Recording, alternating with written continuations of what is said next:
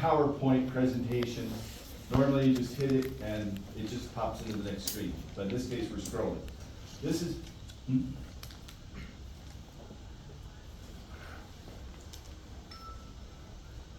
okay. Yeah. That sounds good. Okay.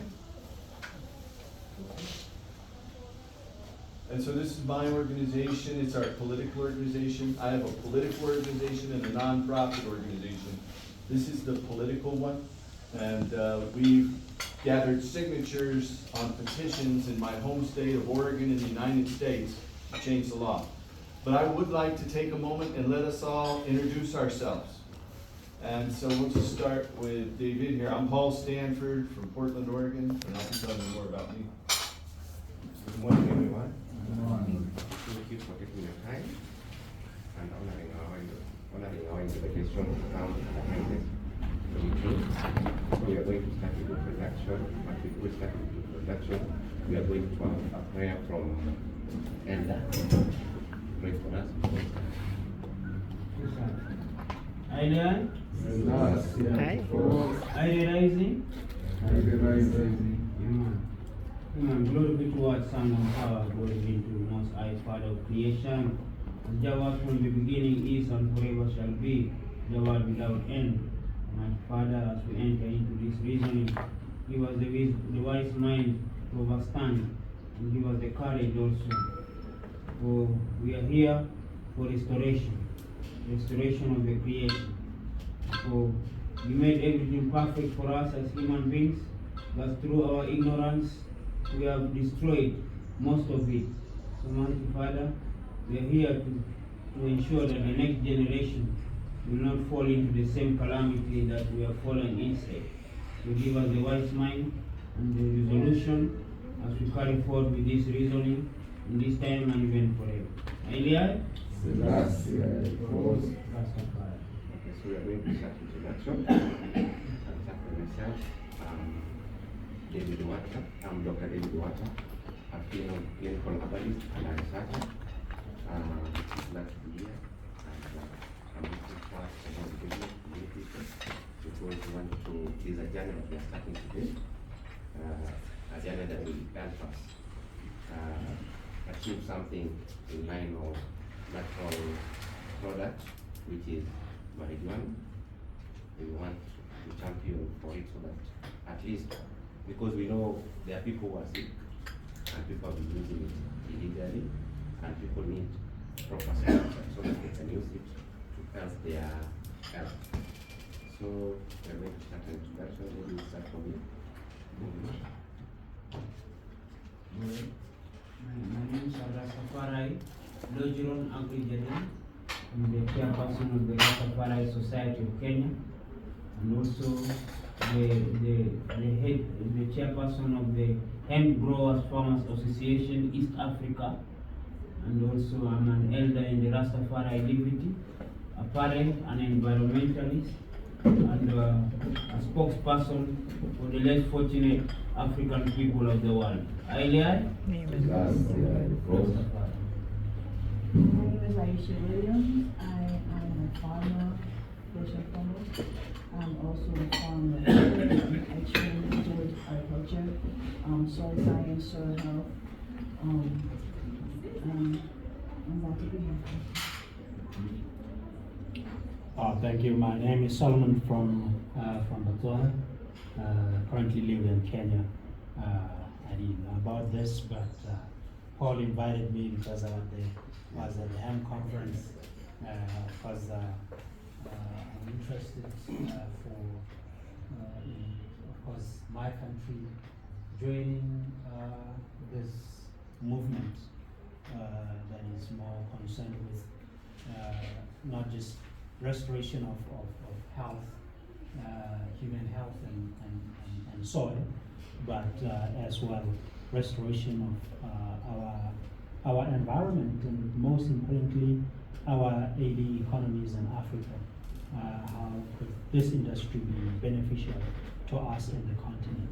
So here very much interested in also what is going to be shared here today. Thank you.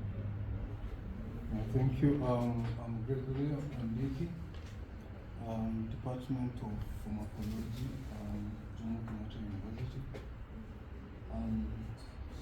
Got the invite 2 days ago, and I think I'm eager to learn, everything beyond THC. The others I think may be strange to me, but I'm eager to know what more hemp is all about. Yes, my name is Boniface Ngui. I'm an herbalist.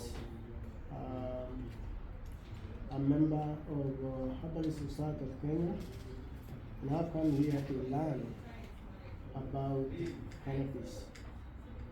Here in Kenya, it's prohibited in one way or another, but we would like to know what the benefits they may have for us, so that maybe we can agitate for its regularization. Yeah, so I want to learn as much as I can today about the benefits of hemp. Thank you. Thank you. Good morning. Good morning once again. My name is Dr. Nyaka Kyoko. I'm a pharmacist who also doubles up as a toxicologist. I represent the Ministry of Health, specifically the Division of Traditional and Alternative Medicine. Today I'm standing in for our Head of Department, for Dr. Pauline. And I want to thank you, together with Sankara, for organizing this presentation and engagement. I'm sure we learn a lot. I'm more than willing to learn. This is a topic that, despite the pharmacology that we know about the product, it's a little bit misunderstood. So we are more than willing to learn and see where we can input as a ministry. So thank you, and God bless you. Hi, good morning everyone. My name is Dr. Avita Ahmed. I'm an anesthesiologist, intensive care specialist, and a pain management specialist.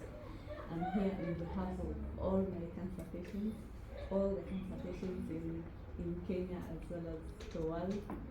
I've been prescribing for a while because of my cancer patients, and it has really helped with the quality of life and dignity as well towards the end of life.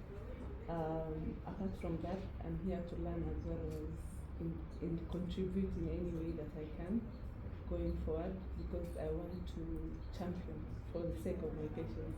I've seen the difference it makes in people's lives, and for that I want to use it with dignity and openness that it deserves. Thank you. Hi, I'm documenting this. Hi, I'm Theresa Stanford. I'm Paul's wife. And it's such a privilege to be here. I'm so glad you're all here, because this has been quite the journey, and it's so worth it for Africa, everyone here in Kenya. So we're so thankful. Thanks. My name is Gwada Ugot. I am a researcher and an author, and I have come here to learn. Been part of this, really, I triggered this debate in Kenya nearly 10 years ago in Parliament, when I took a petition to Parliament for the legalization of cannabis. I started writing about it 10 years ago in the media. It's been a long journey, and I'm glad that it has gotten to a situation where today we can sit and discuss openly, because I think the objective of this exercise is noble and has benefits to humanity. It is not to destroy, but to build and make healthy. I am here to learn. Thank you. Yes. You man legalize the ganja. Boy, whoa, whoa, boy. And sweet sensimania. Yeah, man. Addis Ababa, Gerald Muka. Yeah, man. I'm a graduate from the University of Nairobi. I studied biology. And this is the only herbaceous plant that provides a lot of seed showing semen parity. We are all here to learn and salute you all for this wonderful time and chance.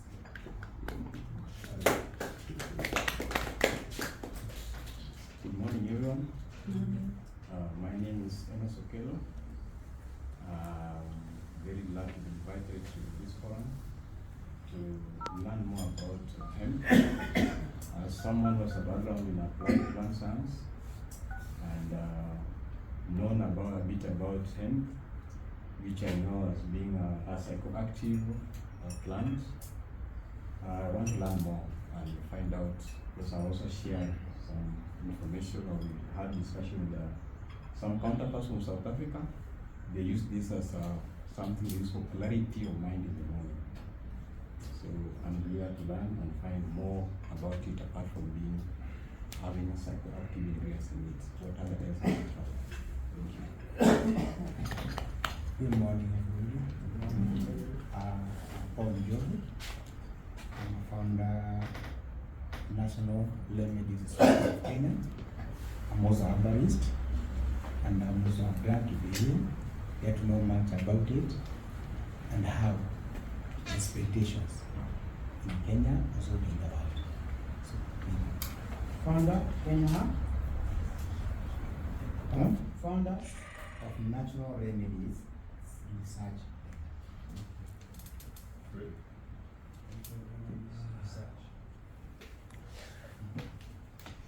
I'm Jamboni. Yeah. My name is Swambua. I'm spokesperson at Rastafari Society of Kenya. I've been using cannabis since 1982, and I know it has some benefits and protection. Yeah, because what it has done to me since I started using it, especially you can see my left eye. I got an accident, but it was very painful, and they wanted to operate it, but I refused. But I told the family there is no more pain. Certain.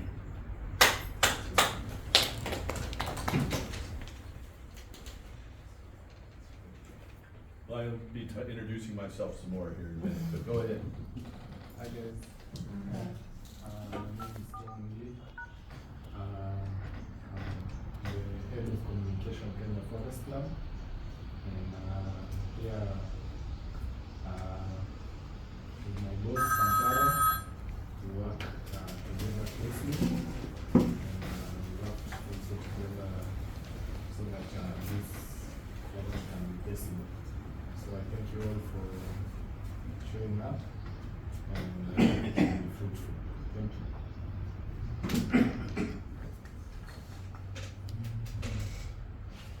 Greetings, everyone.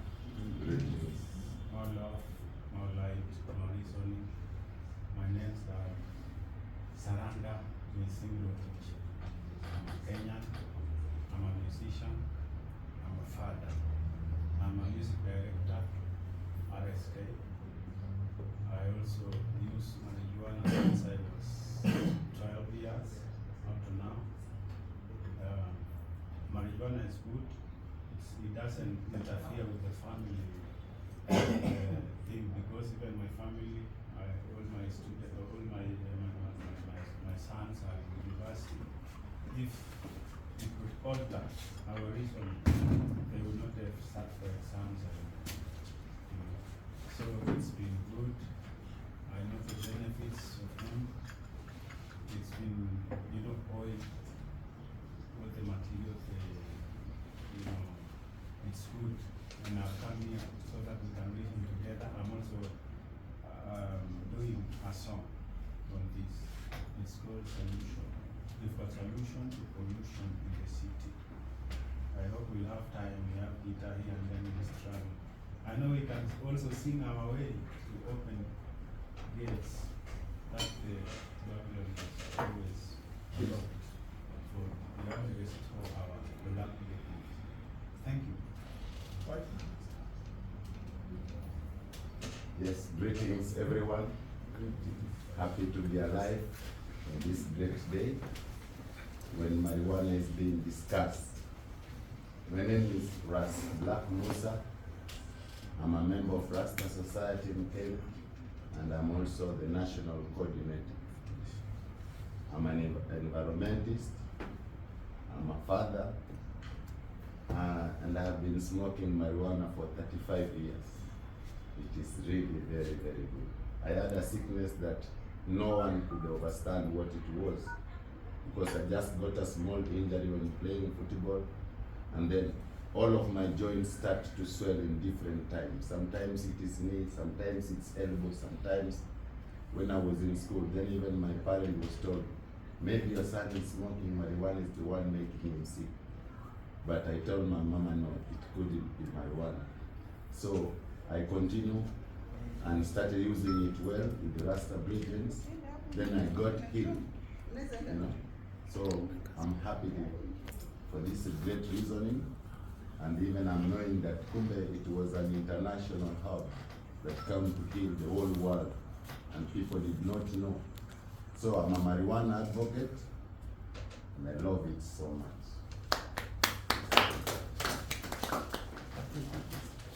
Rising. Thanks to life. My name is Malako Makau.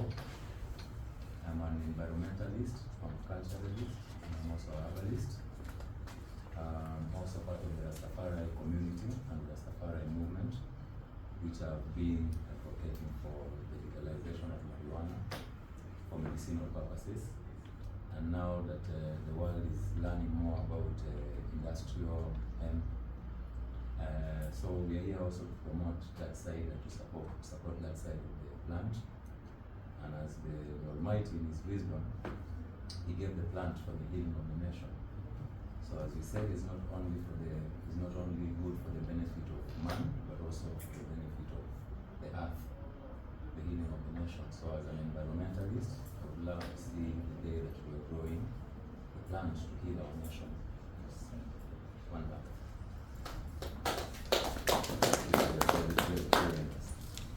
Hi everyone. My name is Vivian.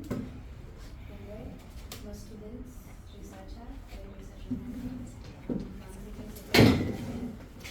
Anthropology, and I'm here to continue my research on health and learn more about it and learn from all of you since I'm younger.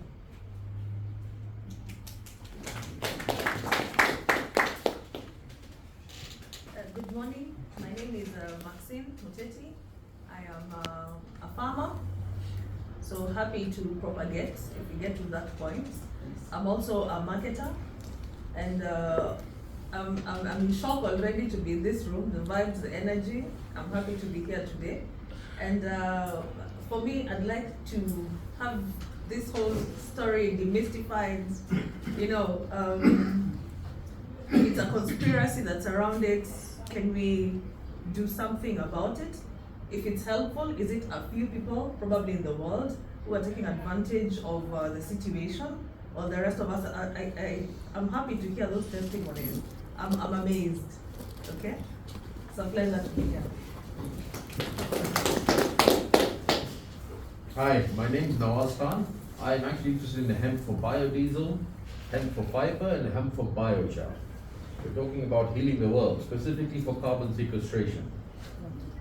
Also, we are Punjabis, and we've traditionally, for generations, used cannabis as a vegetable, without harm and without harm to society. So I'm very happy to be here and see all of you. Yes, good morning. Good morning, everybody. My name is Sankara Nyagaya. I'm an activist, climate justice, human rights, women rights, Rastafari rights. I'm also an environmentalist. I'm the founder of the Kenya Forest Club, which is a national organization, youth-led national organization that is working under the presidential flagship agenda of achieving 15 billion trees in 10 years, for us to be able to reverse climate misdoings. And as an organization, we are looking at the use of industrial hemp for carbon sequestration, as is mentioned, for soil restoration, for biomass, and for feeds. This will help us bridge the gap between climate adaptation and mitigation. Thank you all for coming and for heeding the invitation to discuss a very sensitive matter that is very sensitive to humanity. I'm hoping that we will form formidable force that can help us agitate for the freedom of this particular plant. Thank you so much. Peace and love.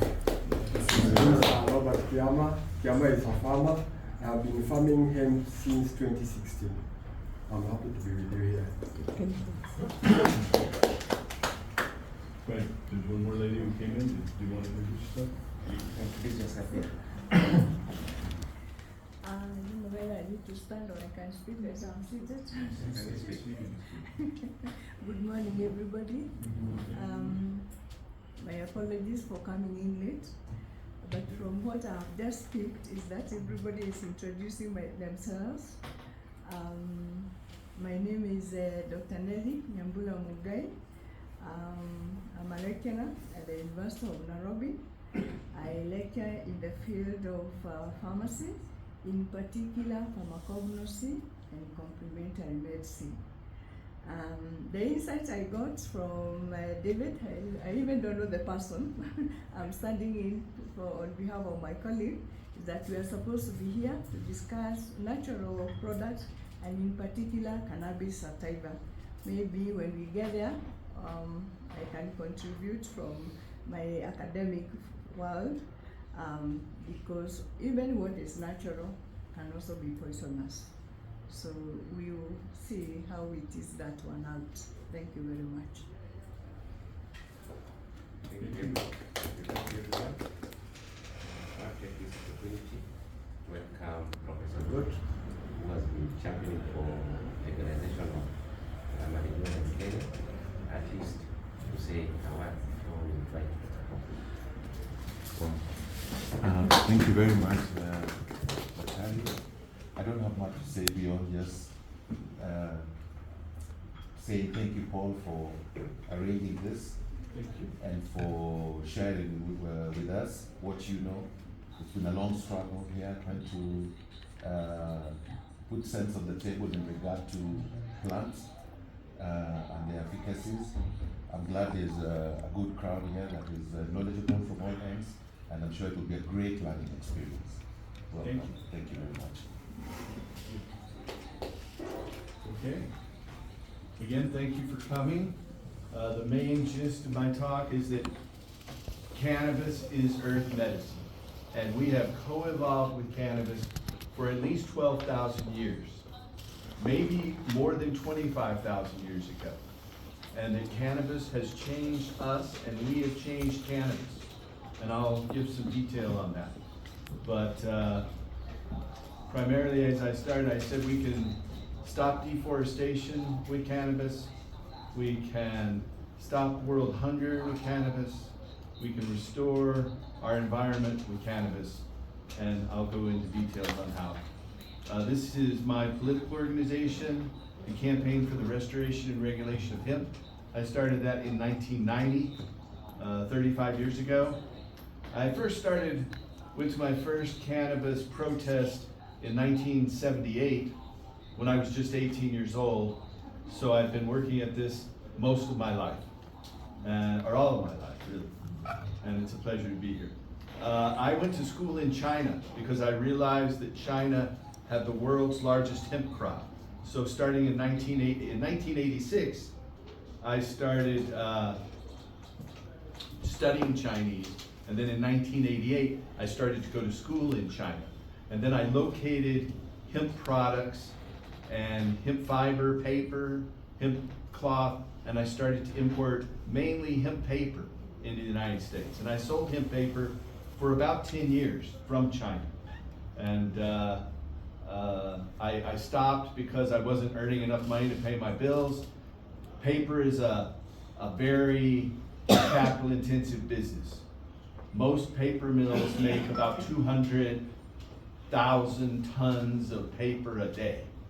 So in total, I imported about 270 tons in 3 tranches of hemp paper from China and sold those mainly in America, some in Canada, and some in Europe as well. And I also arranged for exports of cannabis paper into Europe. But here I had climbed the Great Wall of China. This is back in July of 1990. I've been able to grow medical marijuana since 1999 in my home state. And with these plants, they are started indoors in January, then put out in May. And then because of the light cycle, they'll start to flower in September. And so these ones, that's why they're so big. Here's a couple just before harvest. These 2 plants produced about 4 kilos of flowers and 4 kilos of leaf. This is my nonprofit, and I, perhaps most significantly, have helped medical marijuana patients across the United States. I started in Oregon when we passed our medical marijuana law in 1998. I worked with doctors. I am not a doctor, and I'm not a lawyer. My degree is in political economy, and I have another degree in international studies with an emphasis on East Asia. But I've been a cannabis activist since I was a young man. But perhaps most significantly, we've opened these clinics, first in my home state in Oregon, and then in Washington State, Hawaii, and Colorado, and Montana. Altogether, I've opened clinics in 9 different US states, and we have seen patients in 60 different United States cities, working with 40 different doctors and nurse practitioners. And we've helped 270,000 Americans get their state permit to legally possess, use, and grow cannabis. And so when we did that, cannabis wasn't legal.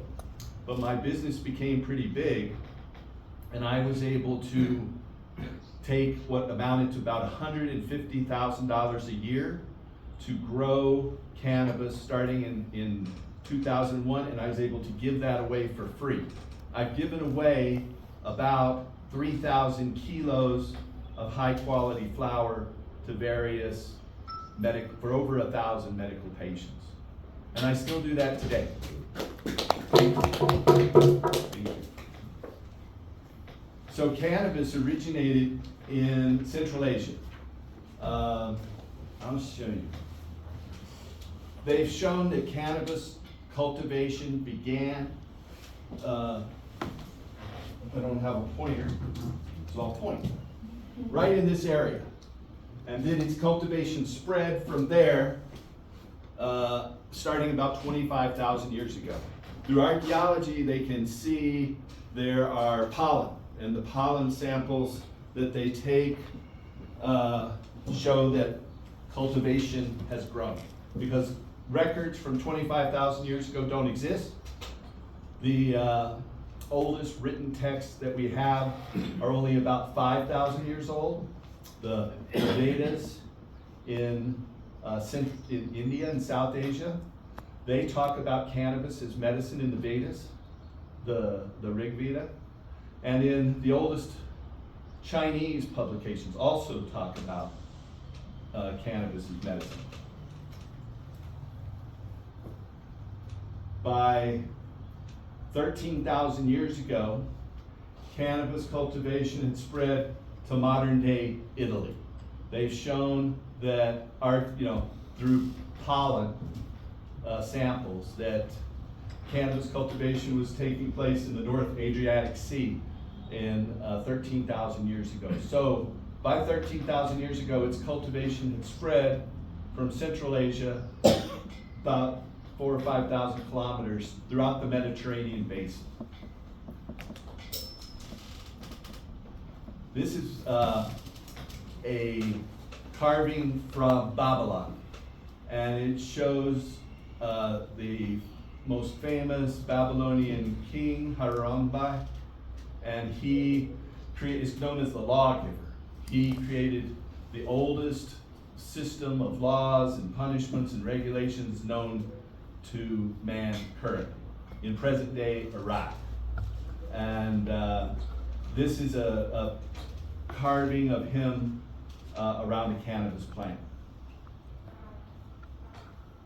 In the Western tradition, the oldest written history is from Herodotus, the Greek, about 500 BC. He wrote about the Scythians in Central Asia, present-day Ukraine, and that they had cultivated hemp and made ropes and used those ropes to domesticate horses. And they're credited with the domestication of horses. And Herodotus also noted that they would form a tent and put hot stones into these sorts of urns, cisters, and the cannabis, while people were inside the tent, would be placed on the top of these hot stones, and then the fumes would be shared among the people in the tent, and they would commune with their elders and species. So now I'm going to talk about a little bit about dogs. Dogs were first domesticated, according to what we know, again in Central Asia, and that was about 10,000 years ago. And all dogs, they say, from genetic evidence, began with just 3 to 5 dogs. And we bred those dogs and changed the dogs. And so now we have all sorts of different dogs over the past 10,000 years. We have these little dogs. You know, the name for the wolf is Canis lupus in Latin, the scientific name. And for dogs, it's Canis lupus familiaris. And so now we have dogs over 10,000 years that are big. We have dogs that are little, a lot of variation, all from those wolves. Even in one breed, there's a lot of variation. And so all of these animals were domesticated by civilizations that grew hemp. And I think the growing hemp with the seeds and the leaves and the flowers, that we fed those to these animals, that encouraged them to come live with us. And they became domesticated. In fact, the pig, the chicken, and the goat, and the dog were all domesticated in China. And so I'll talk a bit more about that. This is the oldest, is considered to be the first emperor of China. And he, in a book that's attributed to him, talked about cannabis medicine. This is an urn that's about 6,000 years old, and in the very ridges on the side are embedded hemp fiber. So that was wrapped in a hemp fiber about 6,000 years ago in China. This is the character known as Ma, and so in Chinese there are 4 tones. So we have Ma, the first tone, that actually means mother, mama, but you see it's a different character. For mama, it's not the same character as him. Then the second tone, it starts high and goes low, ma, and ma means horse. And horse and mother are obvious, very, very important things to people. And so another thing is that the third tone kind of warbles up and down, ma, and that is a verbal question mark. So here, this is ni hao, that means you, good, and in Chinese, that's their way to say hello, ni hao.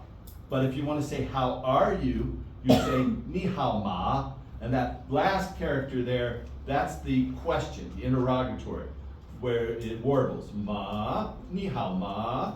So the fourth tone, though, starts low and goes high, and it is ma. So you start low, ma, and it goes up. Horse, for instance, is ma, where hemp is ma, and they each have different characters.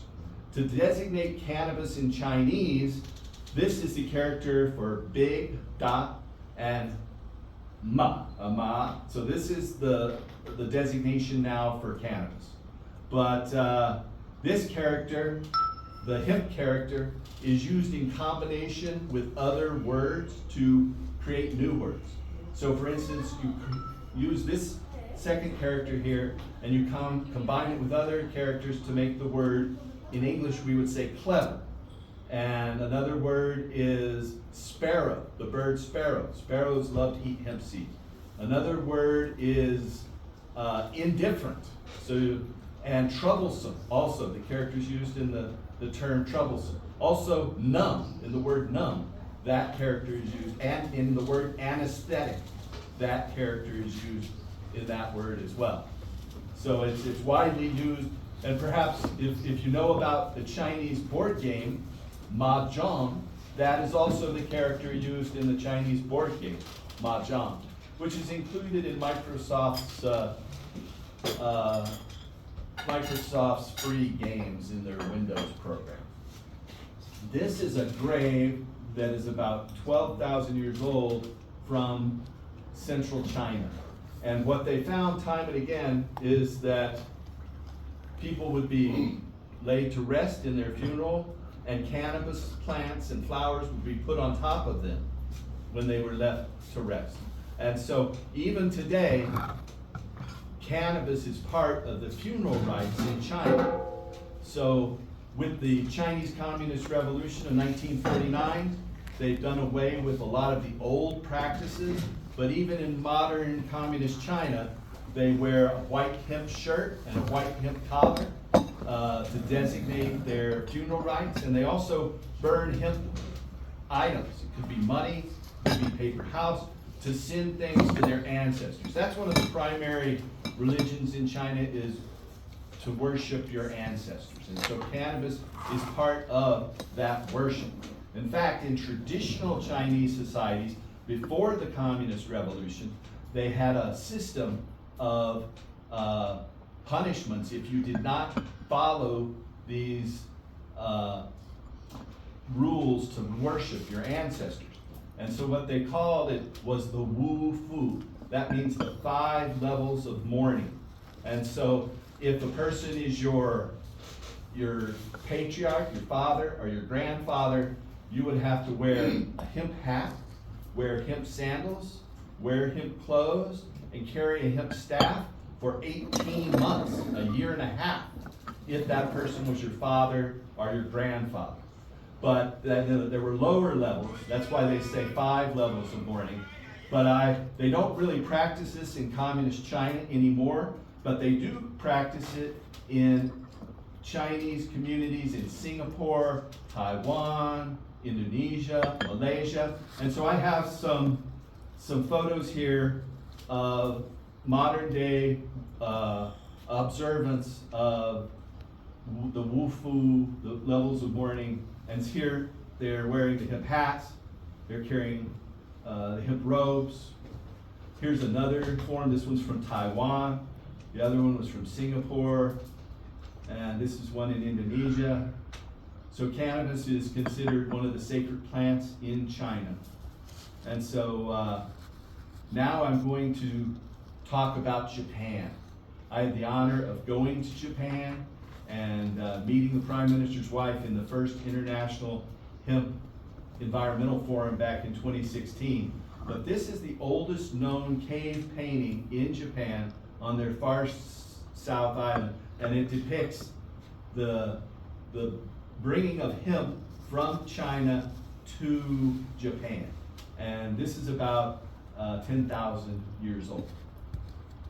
So this is a hemp fiber harvest in Japan. In Japan, hemp fiber is still legal but highly regulated. Hemp was legal in Japan and considered one of the 2 sacred crops of the Shinto religion.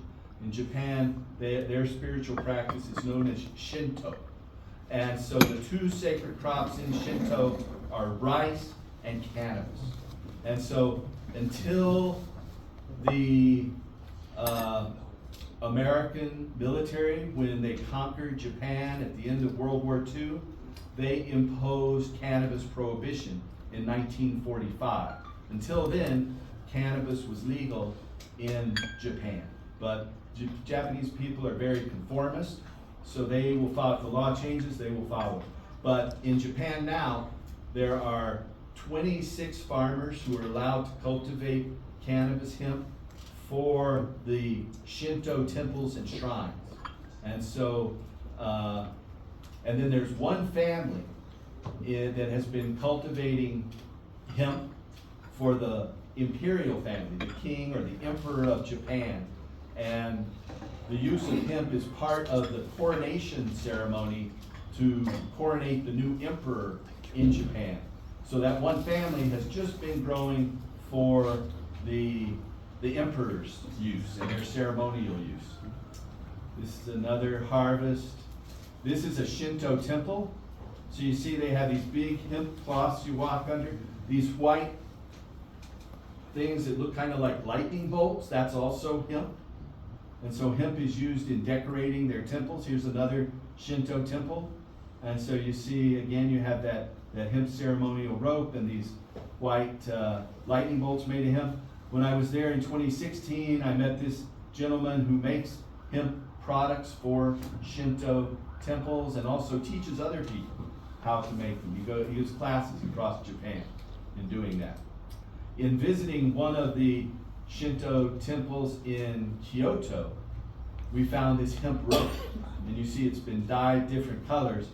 The gentleman who's pointing at this hemp rope is Ben Dronkers. He's from the Netherlands. He founded a company called Cincy Seeds, selling marijuana seeds, and then he used his profit from that to start Hemp Flax, a company selling mainly hemp products. And Hemp Flax is the biggest European manufacturer of hemp products. Now, his Hemp Flax company, he said he lost €1 million or $1 million a year for the first 20 years, and then he started making money about 8 years ago. But they make hemp body parts for the interior of cars, and they make hemp for tobacco cigarettes. Under law, all tobacco cigarettes have to be wrapped in either hemp or flax paper, and it's about 50-50. And his first sale of his hemp products was to a Turkish cigarette manufacturer. But they also sell hemp to the European Commission, so the Euro note is 70% hemp and 30% cotton. And most of the world's currency is 70% hemp and 30% cotton. In the United States, our currency up until the 1920s was 70% hemp and 30% cotton, but we switched to flax in the 1920s. This is a presentation made at that conference I went to in Kyoto in 2016, and the gentleman presenting here was the elder of the Nishi clan that's been growing hemp for 1,300 years for the imperial family. I think he's the 87th head of the Nishi clan. My wife and I were honored to meet the Prime Minister's wife in Japan. This is Akie Abe. Her husband was Shinzo Abe. He was the Prime Minister of Japan longer than any other man. He stepped down about 4 years ago, and he was campaigning in Japan for another politician when he was shot and assassinated. So her husband was killed. But she advocated for hemp at this conference and said she had a sacred feeling when she was around hemp plants, that she could feel energy rising through her feet and going out her head. And she also said the only reason that cannabis was made illegal in Japan was because the American oil companies didn't want it. So she said that at this conference. And she even posted, not this picture, but another picture with us on her own Facebook page. And her husband, Shinzo Abe, had ulcerative colitis. It was a very well-kept secret that he used medical cannabis to treat his ulcerative colitis. In fact, he was the prime minister for 1.5 years, and then he had to step down because of his illness, and he started using cannabis medicine secretly, and he was able to come back and be the prime minister for another 8 years after that before he stepped down. This is part of the sacred harvest in Japan. This is at the farm where of the family that cultivates for the Japanese emperor. And so in 2019, the emperor of Japan abdicated so his son could become the new emperor. So they went through a sacred hemp harvest. This was actually covered on television. I captured this image off of a video, and they covered the sacred hemp harvest on TV in Japan. And so they showed the hemp being harvested there, then it was boiled down to remove the fiber from the herd, the fiber being the long. You know, there are two types of fiber in hemp stalk. The outer part, the bark, is the strongest and the most valuable, and it's called bast fiber, B-A-S-T. And that bast fiber is the longest and strongest plant fiber known to humans. And so the interior is the hurd fiber, H-U-R-D. And that is used in animal bedding, and and a study in America showed it could be very productive for paper. In fact, 4 times more productive than trees for producing paper. So they actually said that waste product from making the bast fiber for canvas, rope, lace, linen, using the bast fiber to make ultra thin papers and currency papers, that because it's so sturdy, it's great for currency. And so they boiled it and separated it, and then once they took the fiber to make it into thread in a sacred manner, then they make it into cloth in a sacred manner, and then they make it into clothing for the new emperor in his coronation process. And so this is a photo of the new emperor is the younger man, and the older retiring emperor is the older man here, and they're in the middle of their rice ceremony. And after they perform this ceremony in coronation of the new emperor, all those clothes have to be burned in another ceremonial fashion. So now I'm going to stop talking about Japan and talk about Egypt. Egypt also cultivated cannabis, and they had one of their deities, Shemet, was always depicted with a cannabis leaf above her head. She is considered the goddess of wisdom and education. So the Egyptian goddess of wisdom and education is always depicted with this cannabis leaf over her head. And so this is an urn from Egypt. It's been broken, but it contained hemp seeds. It was full of hemp seeds in a tomb.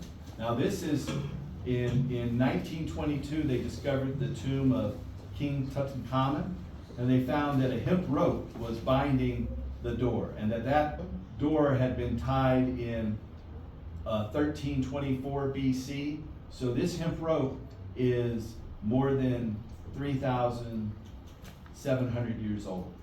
And so, and it's still holding, when they went there in 1922, it was still sealing that tomb after the more than 3,000 years. As our Punjabi friend knows, that cannabis is sacred in Hindu processes, and many deities in India are depicted with cannabis. So this is probably the most famous god Shiva. He is said, this is the story.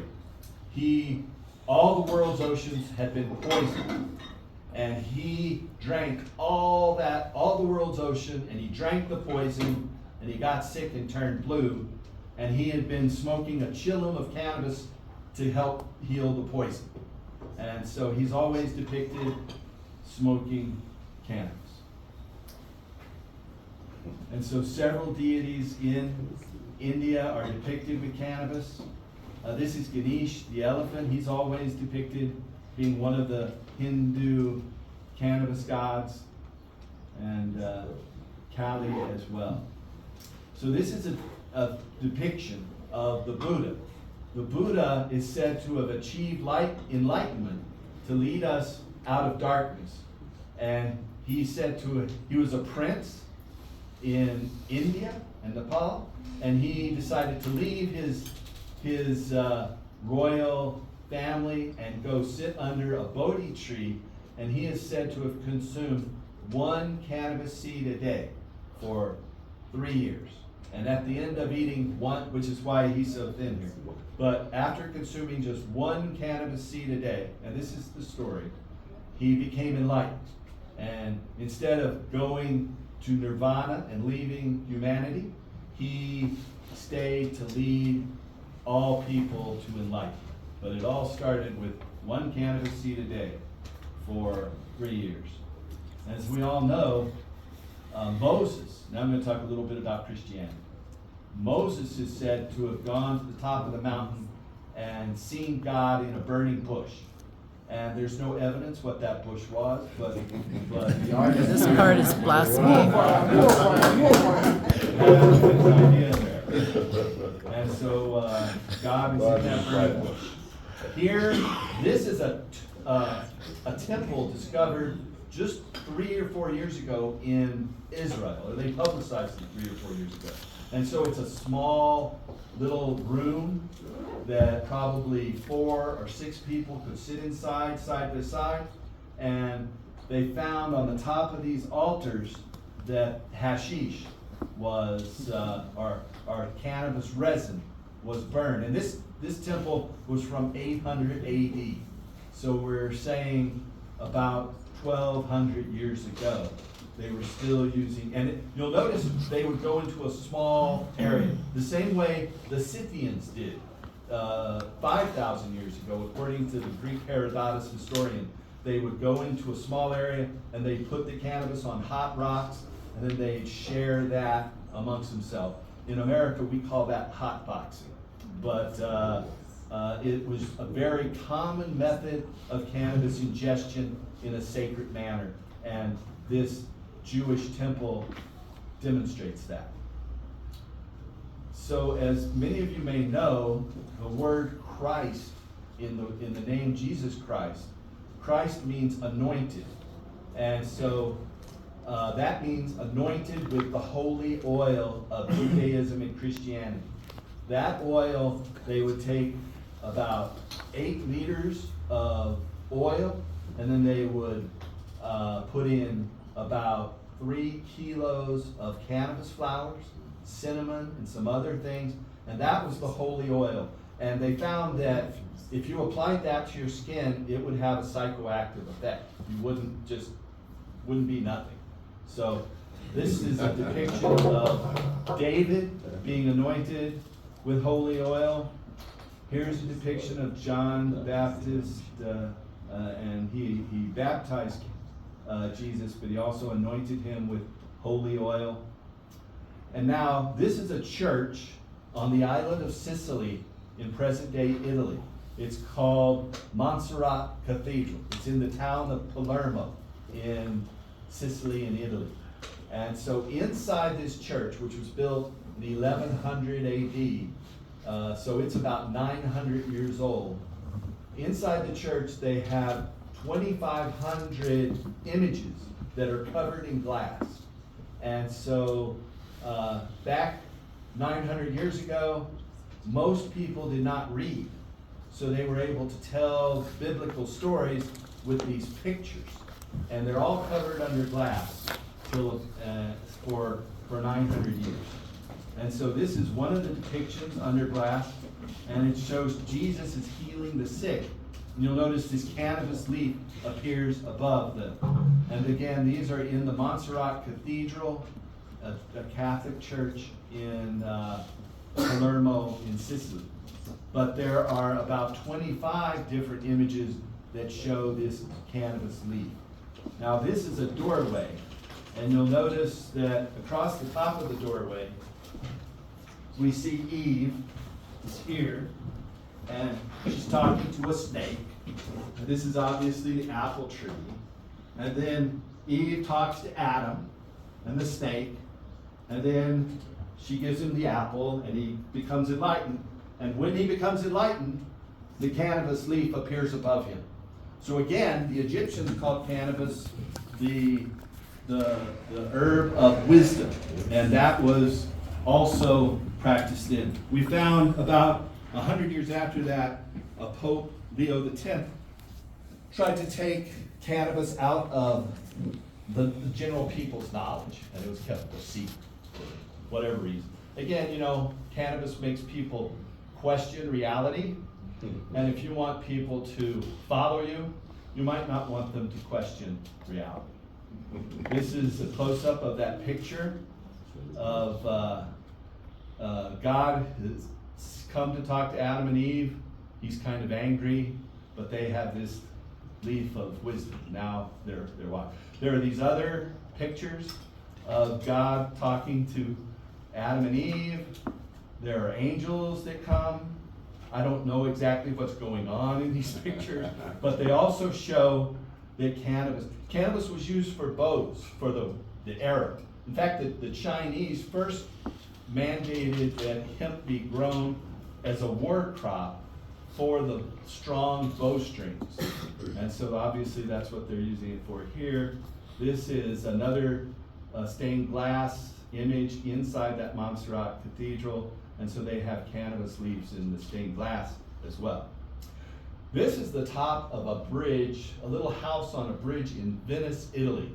And so here, the sailors would go all over the world, and they would come here to be protected. And so they say, cannabis protectio.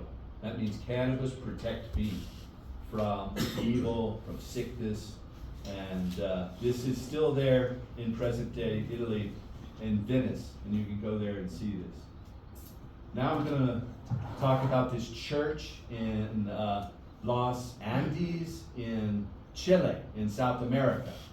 So when the Spanish first started to colonize the American North and South America, of course their ships were sailing with hemp sails and hemp ropes, and hemp oil is between the boards of the ship, so water doesn't come in.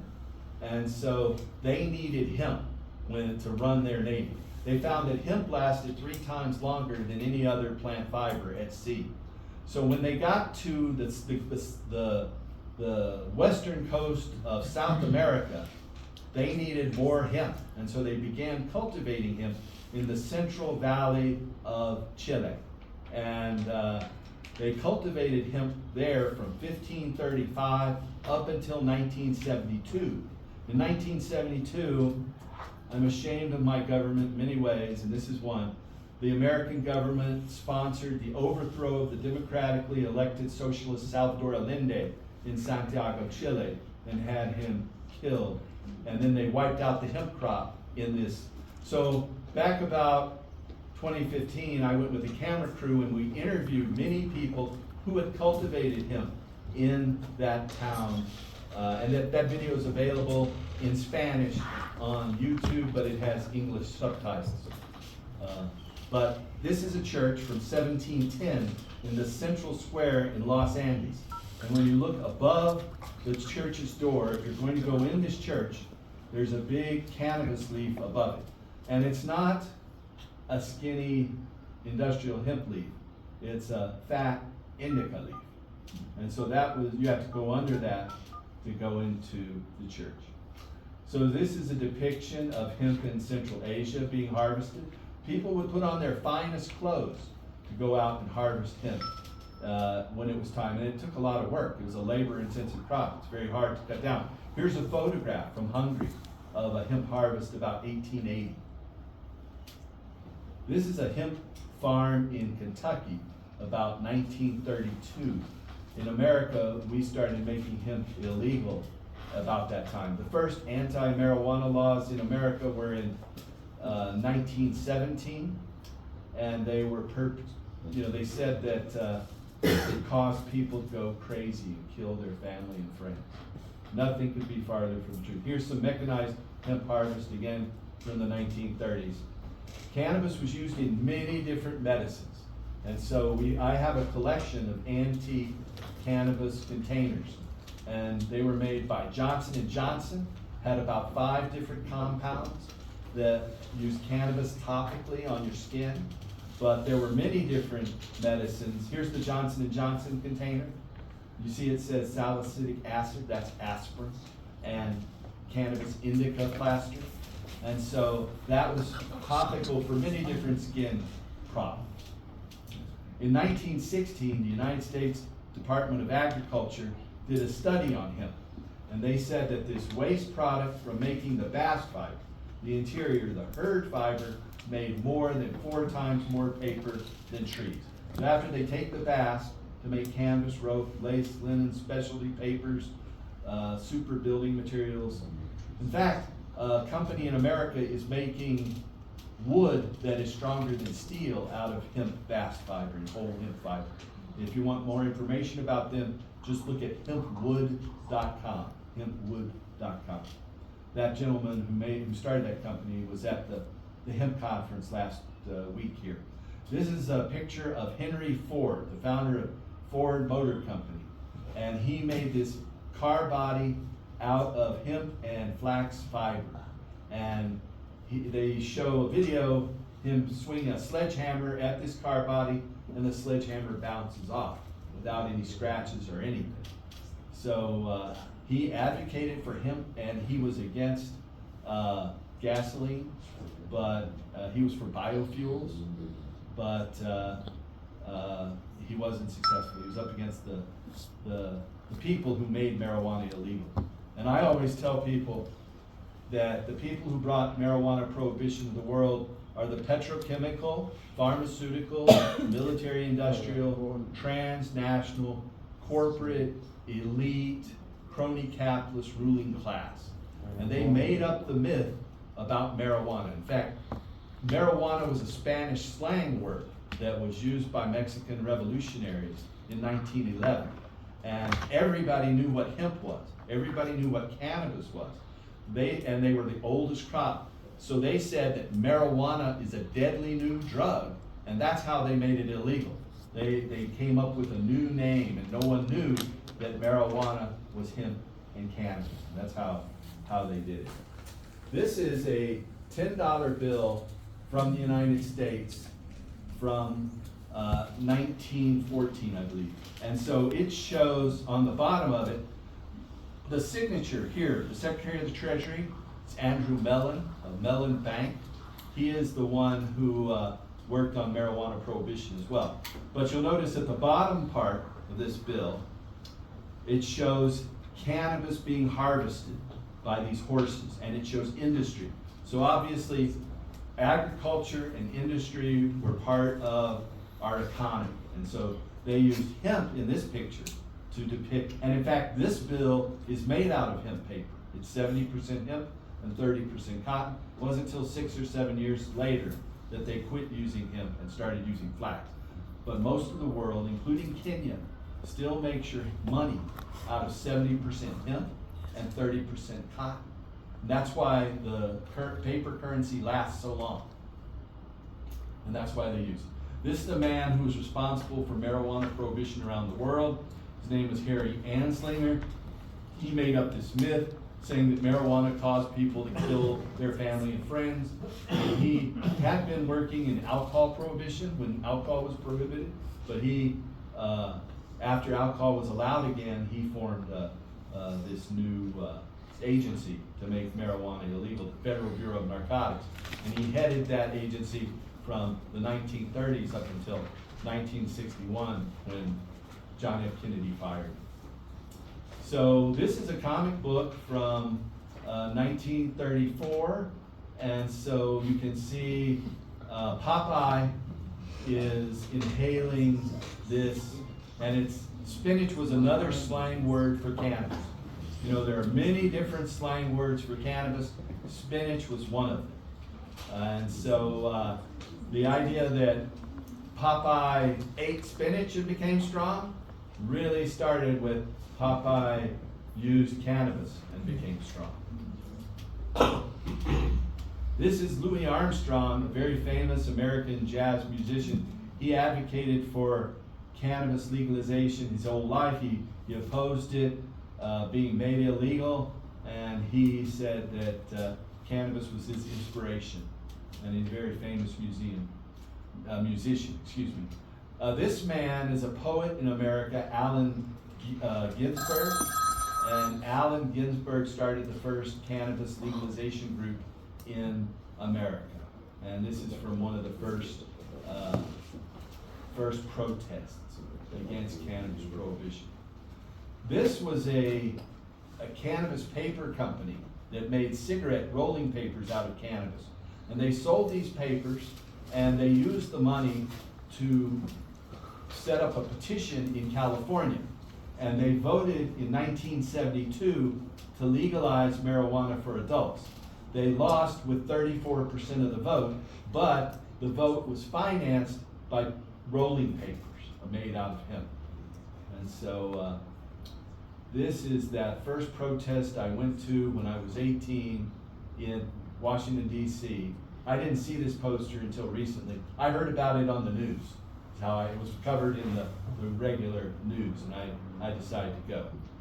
So I worked with a group of people, and that's me on the very edge of the photo there, holding the, and these are petitions. We turned in enough petitions in 1985. This is November 1st of 1985. And we had the second vote for marijuana legalization. And in this case, Ronald Reagan, who was the president at the time, sent all the U.S. attorneys and the government, and we lost with just 27% of the vote. But we kept working at it. This is a fellow named Jack Herer. There in this picture, Jack and I were good friends. He wrote a book about him. I worked with him on that book. He's the guy with the beard. It's a photo of us looking at photos in front of his store in my hometown, Portland, Oregon. But he is considered in America and Europe to be one of the founders of the cannabis legalization movement. In fact, Ben Dronkers at Cincy Seeds named one of his top cannabis varieties after Jack Herer. And so that's the man. He wasn't a grower. Here is one of my student ID cards from when I went to school in China. So again, I realized that China had the world's largest hemp crop and in 1986, and so I started studying Chinese and went to school there, and I started to import hemp paper. This is a picture from my hemp paper company. I trademarked the name Tree Free Eco Paper, and so I did that as a business for about 10 years. You'll see on the copy machine, there's a poster above it. We were in a lot of different copy stores where certain machines would just run on our paper, and we gave them this sign that says, some copy machines have a mind of their own, this one has a conscience. And so we encourage, it cost a little bit more money, of course. But we were involved with a lot of different environmental organizations in that. We had sponsorship. I've been producing a cable television show in America since 1996. It's called Cannabis Common Sense. You can find it on YouTube. If you look up Cannabis Common Sense, just put together. You'll see I have a number of medical bottles sitting in front of me. I would use those medical bottles as part of the hour-long presentation and talk about the different bottles and what they were used for, just as an educational tool. And so education is what I'm trying to do here today. And that's how we change the laws in America, by educating people. Because, you know, a lot of people think marijuana is evil and it causes people to be addicted and go crazy. And that's not true, you know? It's really, again, the petrochemical, pharmaceutical, military, industrial, transnational, corporate, elite, crony capitalist ruling class that have fed us this line so that they can sell us petroleum, which we can't make without incredible amounts of money. They sell us wood paper, which we can't make without incredible amounts of money. Hemp products can be made locally, and you can actually take an acre of hemp, press the seed, and get 300 gallons, or what would that be, about 1,200 liters of oil, that you can take that oil, pour it right into a diesel engine, turn the key, and it will run a diesel engine with no modification. But if you add alcohol, about 10 to 15% alcohol, it will burn hotter and more efficient. And so that's the biodiesel fuel. This is another image from my TV studio. I'm still doing this TV show in America. I just produced show 1188, and about about 750 or 800 of those are available on YouTube. YouTube didn't start until we were doing the show. No one had streaming video until about 15 years ago. So this fellow here, the man with the white hair there, mine's changing that way, but he founded the oldest marijuana legalization group in America, the National Organization for the Reform of Marijuana Laws. In fact, I was the Washington State Director, before I moved to Oregon, of the National Organization for the Reform of Marijuana Laws. This gentleman here is Jorge Cervantes. He's an old friend of mine, about 35 years. He's written a lot of books about how to cultivate cannabis, and that's one of them there, Marijuana Horticulture. I would recommend the Marijuana Encyclopedia, and there are a lot of pictures in there from my gardens, and there's even one picture of me in their encyclopedia. This is our office for our medical clinic in Portland, Oregon. So again, I hire doctors and we help patients.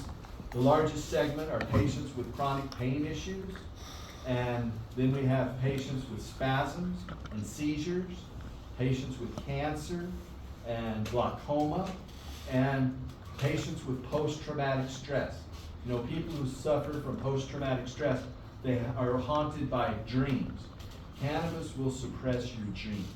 If you use cannabis regularly, you will not remember your dreams. You'll still have them, but you won't remember them. If you quit using cannabis for 3 or 4 days, suddenly you will again have very vivid dreams again. But this is my office in Portland, Oregon. This is my office in Seattle, Washington. This is my office in Denver, Colorado. This man, the doctor behind the desk here, he was an ophthalmologist, an eye doctor, and he came and started working for us. His name was Eisenbud, and I just thought it was neat how he went from being an eye doctor to being a cannabis doctor, and his name is Eisenbud. He helped me open offices in Michigan and Arizona. He came and worked all over the country. He was one of our best traveling doctors. So this is at the Seattle Hemp Fest. That's the largest protest for marijuana legalization. The maximum number of people that would attend this would be 250,000 people. There's about 40 or 50,000 people in this picture. It's along the waterfront in Seattle, and it has been going on since about 1999. This is when I was advocating for cannabis legalization for adults. And so this is, using mainly my money, but some other people paid petitioners. And in 2012, I put the Cannabis Tax Act on the ballot, and we got 47% of the vote that time. So that was the same time that Colorado and Washington State, my home, were voting for cannabis legalization. So in Colorado, the initiative there was funded with about $3.5 million from the Marijuana Policy Project. In Washington State, the initiative there, I-502, was funded by the Drug Policy Alliance with about $6 million. I funded the one in Oregon, and I put it on the ballot with about $500,000, and then we only spent about another $50,000. But we ended up with 47% of the vote, and people could see that we were close to legalization, even with no real funded campaign. So we put up these signs across my state, and we came back in 2014, and we gathered signatures again and put it up for a vote, and we won with 55%, and we became the third state to legalize cannabis. We almost became the first in 2012, and I'm proud of that. These are some trophies I have won for the quality of my cannabis. And so there are ribbons and trophies there. I took my cannabis and I entered into contest and competition with other medical growers, and I won several awards and several trophies for the quality of. And so I am an organic grower. I only grow with organic inputs and no pesticides. If there were bugs, I would crush them with my fingers. So, or I use soapy water, a little bit of soapy water. That will also kill most insects. This man is very famous in America. He's a country music singer. His name is Willie Nelson. He's famous in America for being an advocate of marijuana. In addition to being a very popular country music singer, this is at his house on the island of Maui in Hawaii. I grew and grow for Willie and his family and his band, and I've given them for free more than 100 kilos of cannabis. And so here's another picture with Willie on his pretty famous bus. This is a sticker that the Greenpeace made with my hemp paper back about 1996. And I gave it to them for free, and they just put, printed on tree-free eco paper, and that was my number to try to bring in more customers. I really advocate that we grow hemp seed for food and oil, for plastics, and we need hemp seed to feed our world and stop the greed that permeates all of our cultures. And I think cannabis is a key to that. So here is dehulled hemp seed. The hemp seed, as you can see here, has a hard outer shell. And so it's also edible, but it's not as healthy. It has a lot of oil. But when you take that hard outer shell off, it's a very small seed. But you take that off and you get this hemp hearts inside. And you use the hemp hearts, very nutritious, tastes like cashews a little bit, kind of cross between cashews and almonds. And it's high in protein, high in linoleic acid, the omega-3, 6, and 9. It's in perfect balance for human health. So again, we have been cultivating cannabis for over 25,000 years, our ancestors. And cannabis has changed us, and we have changed cannabis. So that cannabis seeds make a protein that's perfect for our health, and cannabis flowers make a substance that helps our body maintain homeostasis. In fact, in the nervous system, the brain and the body, nerve cells send chemicals, neurotransmitters, in a direction to send, telling your body what to do. The endocannabinoid system, the indigenous cannabinoids, they go in the opposite direction of all the other neurotransmitters, and they modulate all the other neurotransmitters. And that's how cannabis promotes balance, or homeostasis, because it regulates all the other neurotransmitters that our body produces. It's the gatekeeper and the conductor that tells our neurotransmitters how to operate, and if they're out of balance, cannabis will help them restore balance, or homeostasis. So this is from one of the first hemp products in America. It came from a company called The Body Shop, and the lady there, Anita Roderick, who has since died, she popularized hemp oils, lotions, body care products, and that's one of the early packages. So you can see these are hemp seeds, and they're protected by those resin glands on the outside of the hemp seed coat, and so the calyx. And that is the primary source of the THC, and many of the different cannabinoids are from the resin that's produced by the flowers to protect the seeds in cultivation. And again, here's another seed. You can see that this is a highly psychoactive variety, but there's a seed inside of there. Here are a couple other seeds. So I like to say, the eyes of hemp are upon you. And it's up to you to take this knowledge and try to make our world a better place.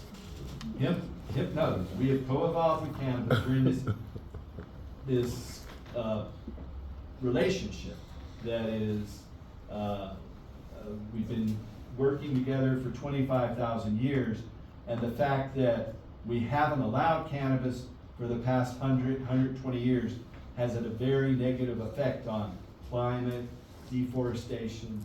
We should be using hemp. Here's just another depiction of hemp seed oil from the seeds. This is a depiction that you can use hemp for fuel.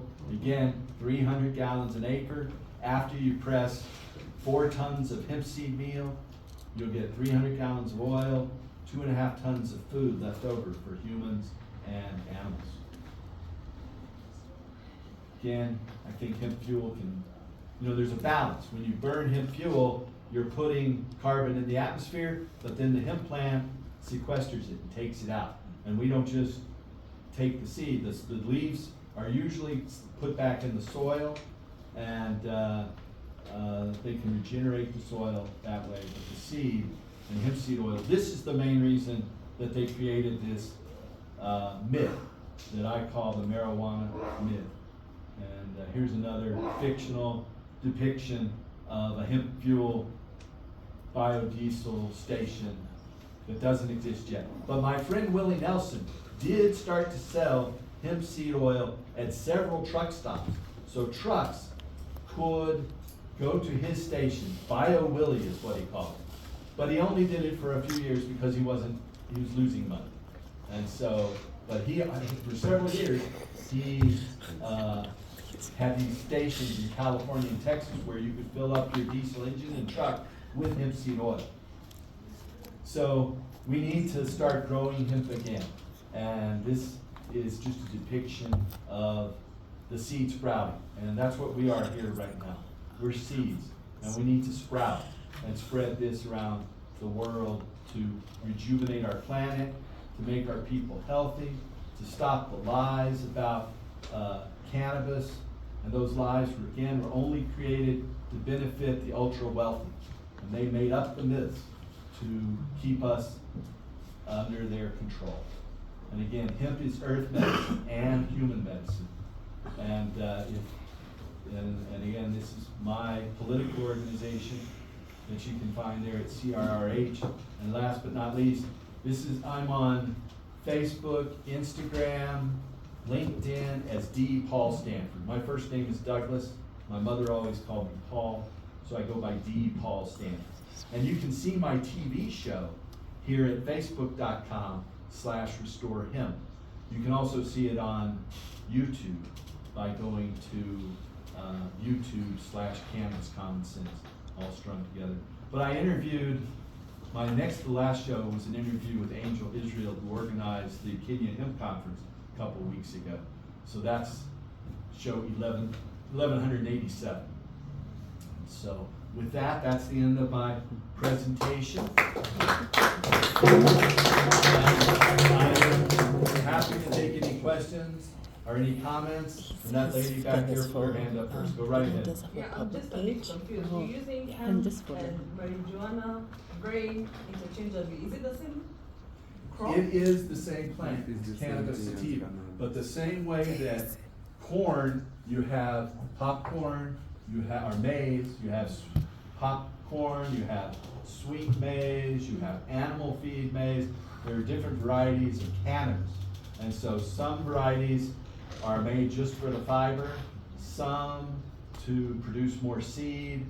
And our studies show that the ones with more resin, they protect the seed and you have a higher seed harvest. And that's probably the most valuable product, the food and the oil. The stalks are also very valuable, but it is the same plant. So it's just a different variety. So you can grow varieties that have less than 1/10 of 1%, 3/10 of 1%. That's what's allowed now in America and Canada. And many different countries are going with 1% or less. I think that is misguided. I think that a farmer should be able to grow the hemp variety that produces the best and the most fiber, without regard to its cannabinoid level, because that doesn't really matter. It could be that cannabinoid level helps the plant to produce more. We find that plants with more cannabinoids produce twice as much fiber and 4 times more seeds. And so while they allow the low THC hemp, it's not as productive so I don't think they should measure that. I don't think it's important. I don't think when you're growing hemp for fiber, if you're growing hemp for seed, they shouldn't destroy a crop just because it has, instead of 0.3%, it has 0.4. Many farmers in America have lost everything doing that. Some commit suicide because of the financial stress of this artificial, meaningless, non-scientific hemp THC level. So, reality, we have to abide by the THC levels that our governments allow us to cultivate. But ideally, and in time, those THC levels should be eliminated completely. And in 100 years, they'll look back and consider cannabis prohibition as a great evil that was meant to protect those powerful corporate interests. It's a crime against Go ahead, humanity sir. that this plant has been illegal. Cannabis in different parts of the world. How comes I've never seen? I don't see presentation on ancient Egypt. Well, we talked a little bit about Egypt. In this, I showed Shemet, the Egyptian goddess of wisdom and education, and an Egyptian urn of hemp seeds. So we talked a bit about ancient Egypt. I could go back, but maybe that probably. I will share this presentation and these images with anyone who wants them, and you can use them yourself. You know, just write me at dpaulstanford@gmail.com, and I'll send you this presentation, and you can use it or take whatever images you want. You know, I'm here to educate people, and it's my blessing to come here. I've had a great time and see. You know, this is the cradle of humanity. Humans left this area and colonized and populated the world. And so you still have those megafauna, the elephants, the rhinoceroses, the giraffes. We wiped them out the rest of the world. You know, there aren't many big animals left. And so here you've managed to live in harmony with these species. And we need to take the, you know, Homo sapiens, the Latin word for people, means wise human. And so we need to increase that wisdom. And cannabis is a tool, a very powerful tool for exploring consciousness and reality. And when we legalize it, you know, in my home state, we legalized cannabis in 2014. Now there are 10,000 marijuana workers, and there are 500 marijuana stores, and there are thousands of hemp farmers. You know, at this Kenya Hemp Conference the other day, it was sponsored by the National Industrial Hemp Council and the United States Department of Agriculture. The man who is the director of the National Industrial Hemp Council, his family grows hemp in my home state of Oregon. He's from Oregon. And so Patrick Atachi, he's, I'm just bringing that up to the side. Okay? Thank you. Any other questions? Go ahead. Thank you for that presentation.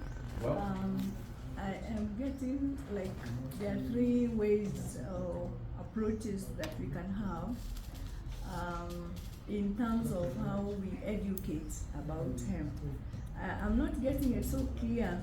Are we going to promote it as a source of hemp and therefore save the crop, because that is one way, and also as a biofuel, and also for medicine. And you have done it interchangeably in all those areas. Maybe you could go a step forward, because this is a challenge. I think I'm speaking for many in our country. If there's outside here I grow hemp, that would be another story. How we could engage our sisters, politicians. Yeah, so that we have a positive way, because I think the challenge is how we look at it, of how we can benefit from this natural plant that has always been there, used by all those known cultures, and actually the medicinal, the hemp and all that has proved, you have proved the point beyond any doubt. The quality of the fiber, the quality of the biofuel, and even the quality of medicine.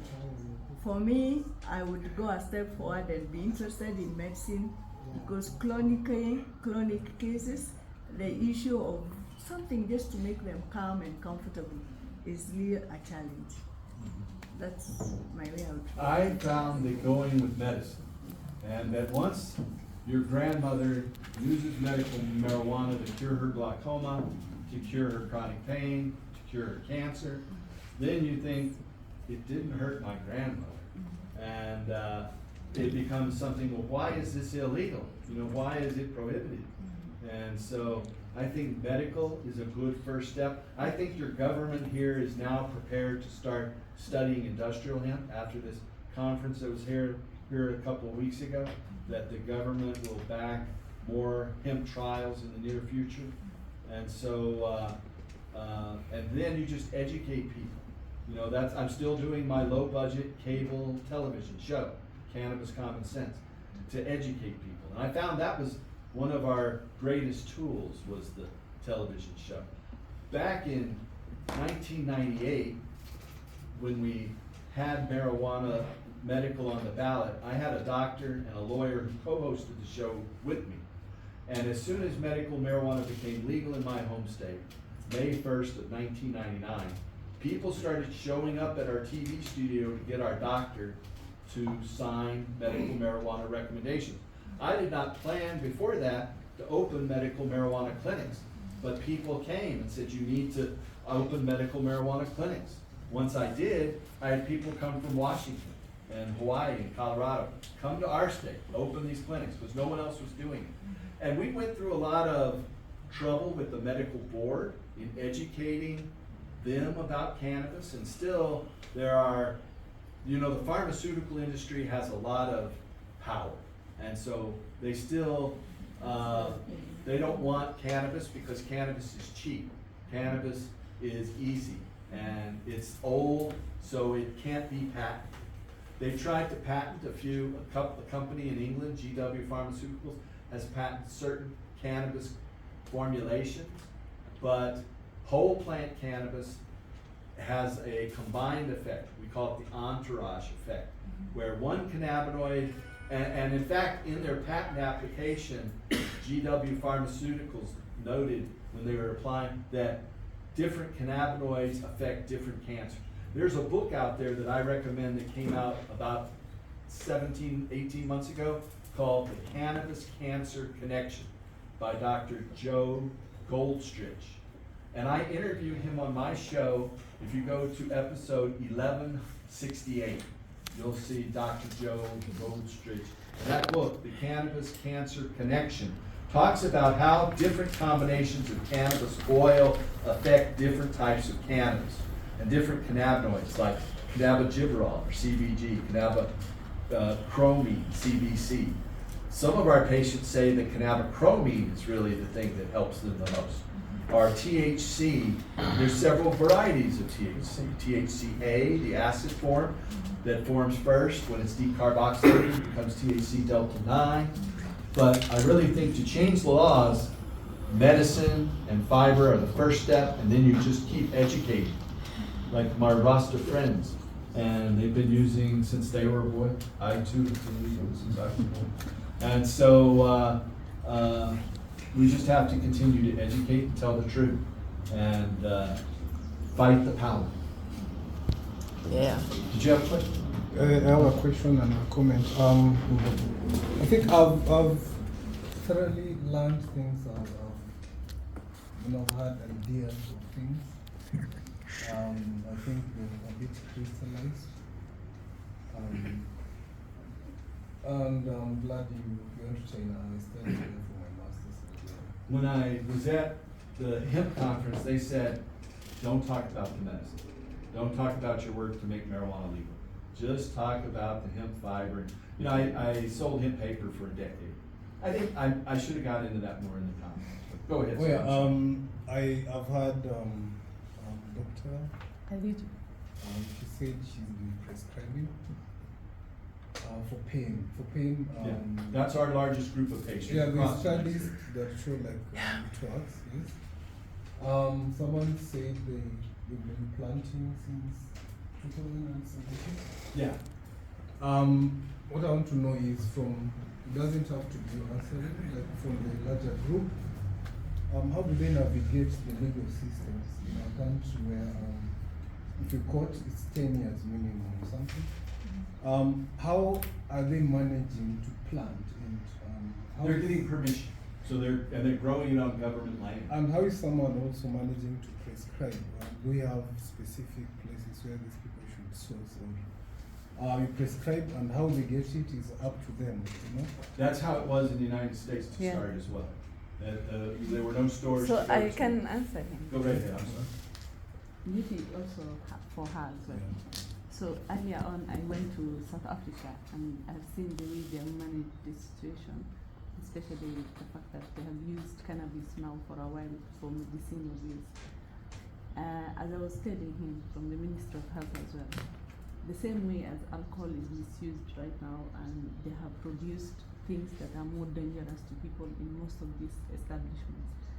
If we establish control systems that are actually working for us, not against us, because the corruption is not just about marijuana only and inhibiting marijuana use, but it's also even look at the alcohol, look at the cigarettes, all of those things are something that we can bring together to actually provide people a better way of handling these things instead of just brushing it off and putting it under the wraps as well.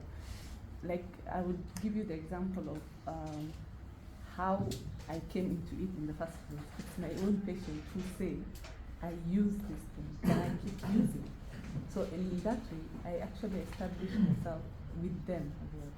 So I started observation. By observation now, you actually come in and see for yourself, like how other countries are doing this, how are they adapting to this system. So I'll use the example of South Africa because we're in the same continent. South Africa, you cannot sell alcohol just anywhere. The same way as cannabis as well. So the establishment for farming, the establishment for selling of the product, the chain of the product is actually followed up to the point of you cannot just sell alcohol just like that. But now look at Kenya, for example. We have spirits that are being sold for 10 shillings that are actually dangerous to patients. I get patients in ICU, they are dying every day. And we are just, all of us are just pretending. So the adoption is that it's medicinal and it captures so many things. Like you will write a whole prescription like this and it will reduce the prescription to maybe 3 drugs, which is the anti-cancer drugs, because this thing will take care of your antiemetic, the nausea, it will take care of the appetite, it will take care of the pain, it will take care of the psycho illnesses. Because what takes patients down most of the time and makes the cancer worse is actually the psychology part, the acceptance part, and moving on from this thing. And eventually, actually, it's a cancer treatment as well. Yes. So that is eventuality, the cancer treatment, because the cancer cells thrive in an environment that is toxic. The toxicity comes from the things you eat, the things you feed your body, from alcohol to the carbohydrates that we take, and the protein seeds, the seeds itself. It treats the inflammatory process of stress. So all this combined together, you can find out that the people who are really fighting us at the end of the day is pharmaceutical companies. Yes. Okay, something else. I think the explanation is well taken. You know that the navigating the legal aspect in such a conservative country is not going to be easy, right? However, in limited studies, maybe it can show that for this class of patients, the way to go in management of the symptoms that you mentioned is, this is the way to go. And also from my pharmacognosy lecturer, they'll tell you that whatever amount of THC is being produced in natural surrounding depends on where it's being planted. Exactly. So that people should know this part of Kenya. I don't usually, I've never, actually So I've it's never a chain. The chain matters actually, where it was grown, the person who is selling it, because sometimes we demonize it because of the people who are selling it. They add other things to make it more stimulant. Adulterated.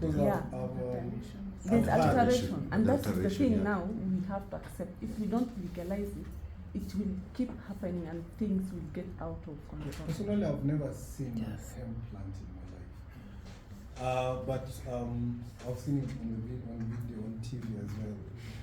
But I There's know a government I've- farm just a little ways away. I've heard that hemp from Bunyore somewhere, it's good, When they say it's good, I don't know what it means. So you know? there's Genesis 1. different plants for different Yeah, Genesis 1. cirrhosis, like liver cirrhosis, Crohn's disease, any inflammatory Seriously? condition. I God heard said the it way was he was good. talking about his childhood condition. This childhood condition God said it was good, Genesis from, 1. familial stresses. Something like someone who's born into a family with alcoholism, someone who's born into a family of domestic violence, they have these genetic markers that have changed even in their system. So it helps someone from getting worse. Chronic arthritis that is not, it's incurable in the normal medicine world, but it helps those patients even to mobilize, to have a better quality of life at the end of the day. But like you say, where it's grown, it really matters. So the chain of that thing really matters because it produces the quality of the seed and the plant itself. Okay, just allow me to just get a little bit. We had a team that came in later after we had done introductions. I just wanted to give them a chance also to introduce themselves, and then we continue with the round of questions from Prof going on. So the time closes.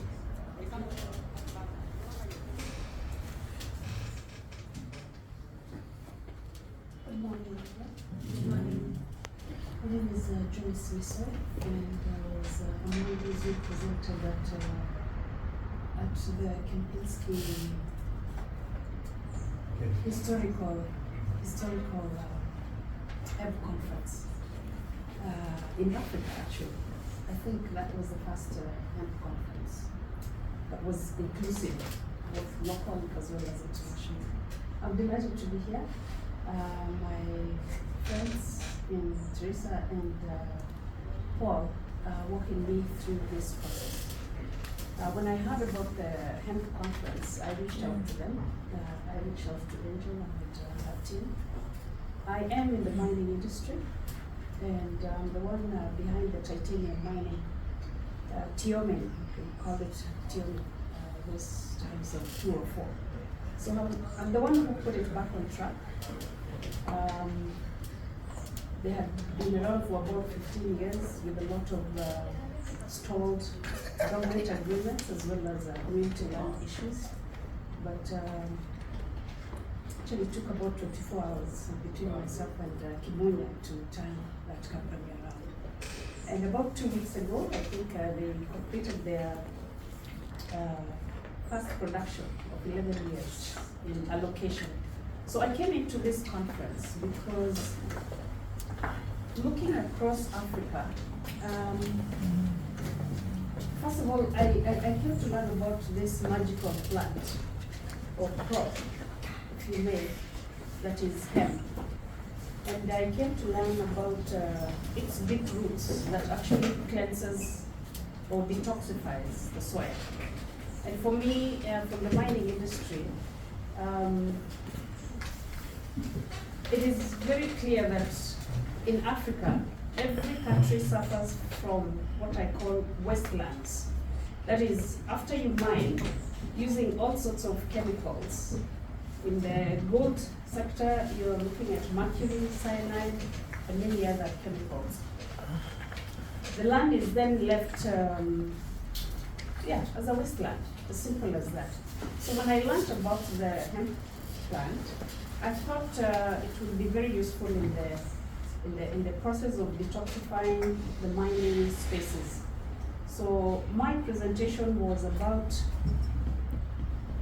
not just looking at Kenya, but my goal is now to reach out to all African countries to detoxify the wasteland in the mining sector. We have over 10 million hectares in Africa that is we regard as wasteland as a result of mining, and that is equivalent to the entire land of Southern Korea that we cannot use again. So my entry point into the hemp industry is to detoxify the soil in a process we call phytoremediation. Yes. And that's what really cleanses the soil.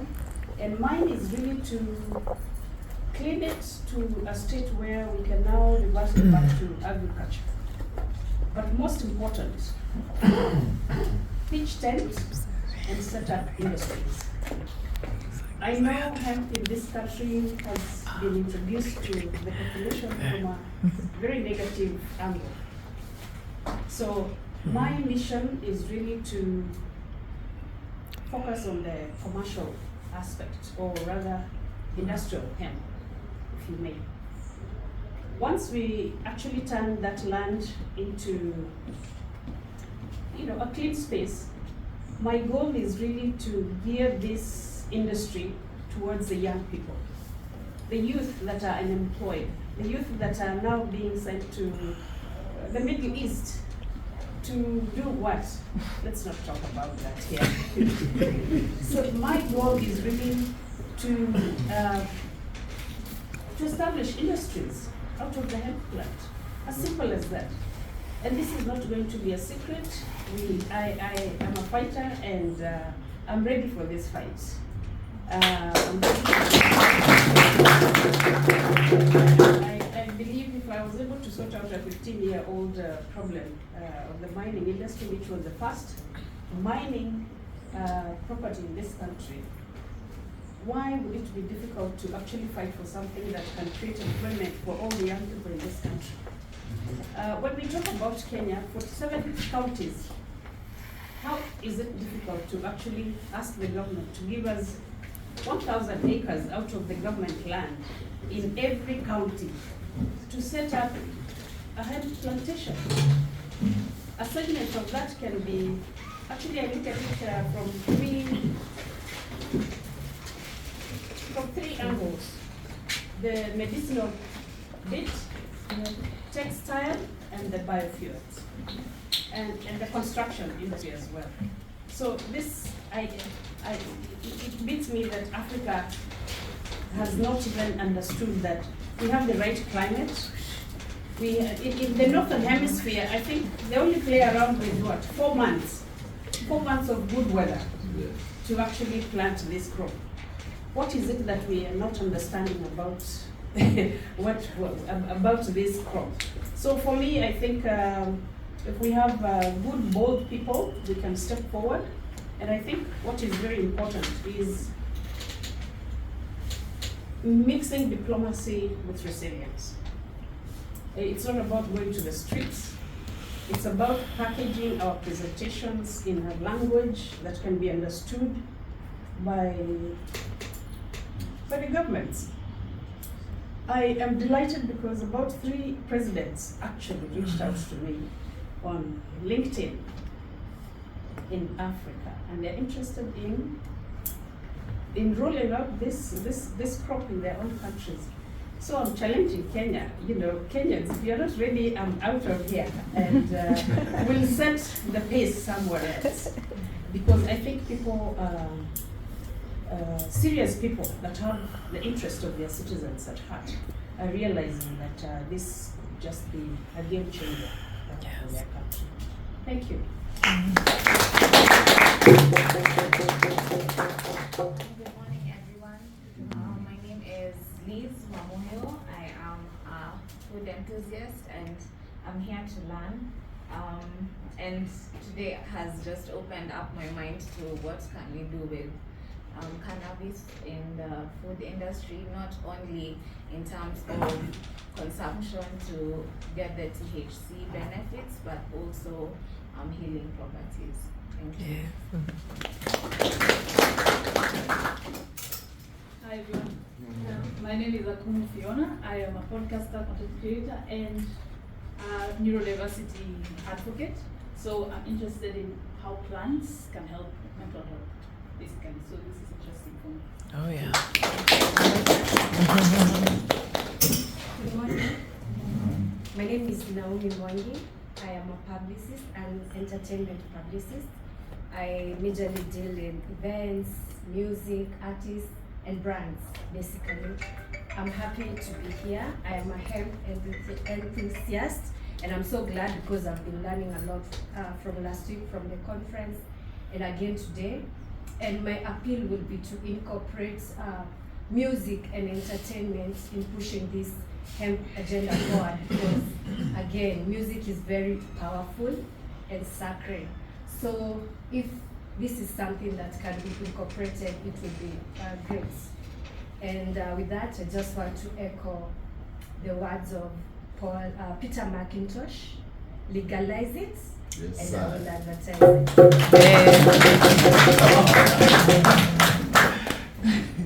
Greetings, everybody. Greetings. My name is Katei Mutuku Katei. For a long time, I worked with a health store in the country called LCU. And that was before I left. And they used to sell these hemp seeds, hemp powder, hemp chocolates, quite a wide range. And that is one thing that drew foreigners into the shops. Until at some point, a huge consignment was disposed of by the government about that. So I was always like, well, it's not that I was curious, but of course I would get into a lot of discussions with these foreigners on these products. And as it is, I cannot put it better than how you put it, because they were specific. Anytime they come looking for the seeds and all that, the first thing would be the country of origin. The same thing I know these Rizla peppers, the country of origin and all of that. And I am sure the Rizla peppers and all that, they are from hemp. Yes. Yeah, the texture and all that, it's more or less like a currency. And like the cigarettes. So, and the cigarettes as well. Yeah, you talked of the cigarettes and you didn't talk of the. So, I am curious, and you summed it up when you said it's the pharmaceuticals that are frustrating whatever efforts. I cannot put it any better than that. Thanks, everybody. Okay, I greet you in the name of love. I love you. So my name is Collins Wallet. I work at Optiven. I'm a property relations manager there. Actually, this event, I only learned of it this morning, and I say that whatever cost, I must get here. So I had to put off other plans and get here. Actually, I'll ask you for an apology for coming late in. I was looking forward for all the presentation, but I think that still, just sitting here, whatever you said down there, I've heard, and I see that it's a very beautiful thing. Actually, for me personally, I have a friend, and we've been learning so much about cannabis and hemp, and we've been thinking for ourselves, what can we do for this country, and just in the campus, because we realize that this is the same thing that's being demonized, it's the same thing that will sell people. And actually, I read a book called Conversations with God, you may watch, right? And in the book, it is said that if, for example, we use cannabis to produce paper, we will save a lot of trees. We are wasting a lot of resources just to print, and yet we have a plant that can do that more efficiently. So actually, this one is a wake-up call to our country and to everybody out there, that actually we should start to reverse our brainwashing, because I think that we've been brainwashed. So that if you see a marijuana or you see somebody, a Rasta or somebody, you just judge them. You think that they are bad people, they are evil people. What did Jesus say? Judge That's not. true. So actually for this conference, I want to thank you so much. I am ready to do anything that's maybe, if there is anything that I can do so that I can partake in this program to push on this buttons and make sure that we get there. I am ready to do anything to make sure I get there. Also, I failed to mention that I am also a musician and a poet. Thank you.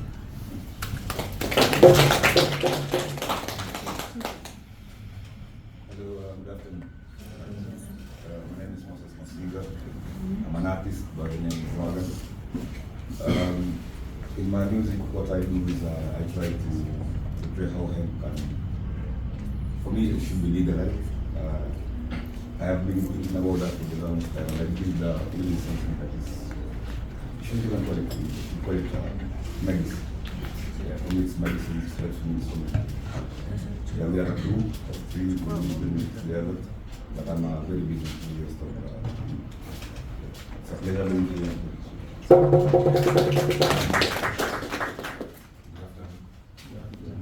Vanel Kibuta, member of the group.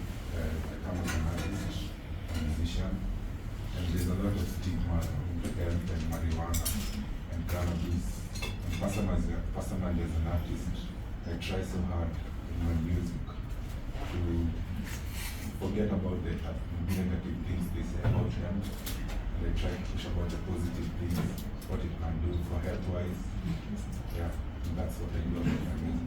Thank you. Hi, my name is Irene, select by Irene. For me, I'm here for gratitude to being as a Rasta, pushing culture. For me, what I would say is, let's legalize. Yeah.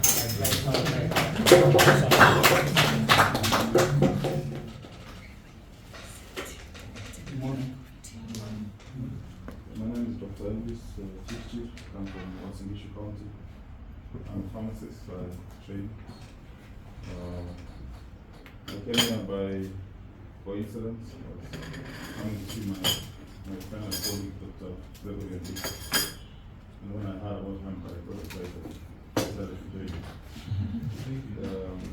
When we were in the university, when we were studying pharmacognosy, the science of sources of drugs, natural sources of drugs, I think it cannot be far-flung when we talk about hemp. And we are the regulator anyway of pharmaceutical.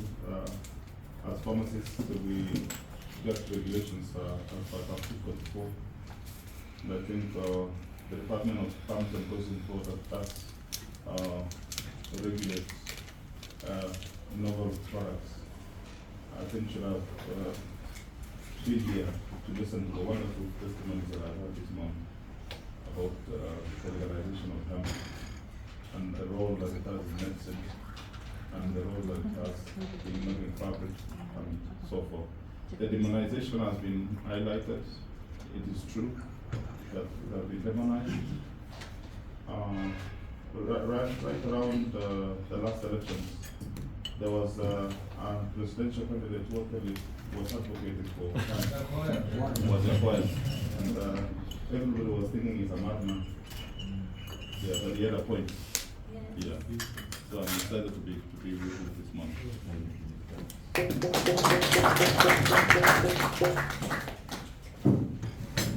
Greetings. Yes, I am Charles Wambia, but my artistic persona is Man Eno. Yeah, I come as a multidisciplinary artist. I am a screen printer by profession, but I'm also a practicing poet. Why I'm really interested in this conversation and I'm really encouraged by it is because of the implications and my personal role and initiative in it. So just to get right into it,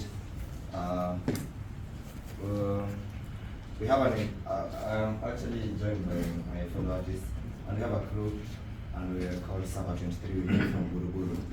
So our role in this conversation is how we portray. For us, our outlook is, we look at hemp as an acronym, which stands for Health and Marijuana Prejudice. And we try to represent it in our artistic works, just to, because a lot of conversation happen in the culture before they happen in terms of policy and any other development. So I do design, and I actually am working one of my designs. It's called Hempire, and it's an amalgamation of hemp, the plant, and the Empire State Building. For those who might be familiar. The goal is to elevate hemp to the status of, you know, how mankind, and we have been making strides, and people are building skyscrapers. So the aim is just to elevate hemp to that level, because it has industrial uses, it has medical uses, and as far as I'm concerned, even recreationally it's also a use case. Yeah. So our aim as artists is just to push the culture forward and make sure the conversation keeps going. So I'm really honored to be in such esteemed.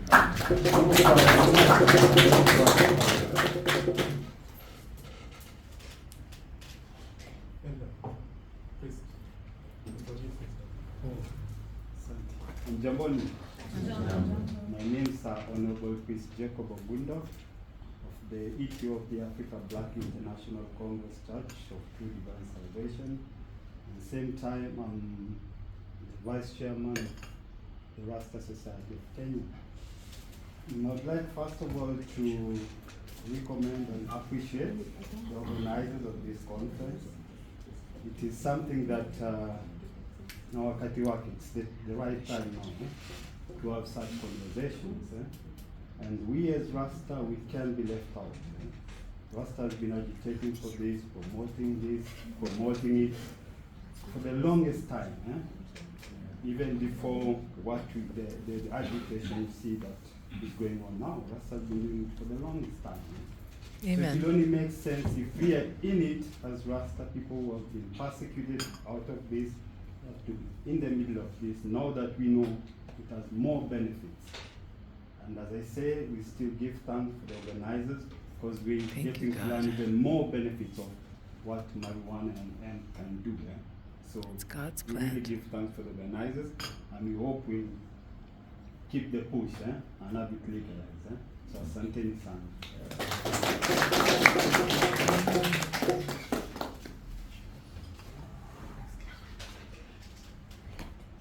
Is a sister there who joined us? I know. Good afternoon. Good afternoon. I'm sorry I was late. My name is Irene. I am a corporate girly, but I am a hemp enthusiast. I've found myself in ropes of hemp. Prophet G here, if you know him. He's my uncle, so you can understand my roots. So I'm just grateful to be here. And I was with them at the conference. I saw most of you at the Hemp Conference 2025, so I'm honored to be here. And another thing, as the music group has said, I grew up in the same place as them, so they forgot to mention actually the most important thing. They have a community-based organization. It's not registered, but they do education for the youth on the right use of marijuana, use, not abuse, use in moderation, the benefits, the industrial, the economic capacity. So basically they're demystifying what is happening. They're demystifying marijuana in the ghetto so that it can be used and no longer abused. So it's a really nice project. They have roped me in, now I'm part of it. I'm bringing in the corporate in the culture. So yes, I'm happy to be here.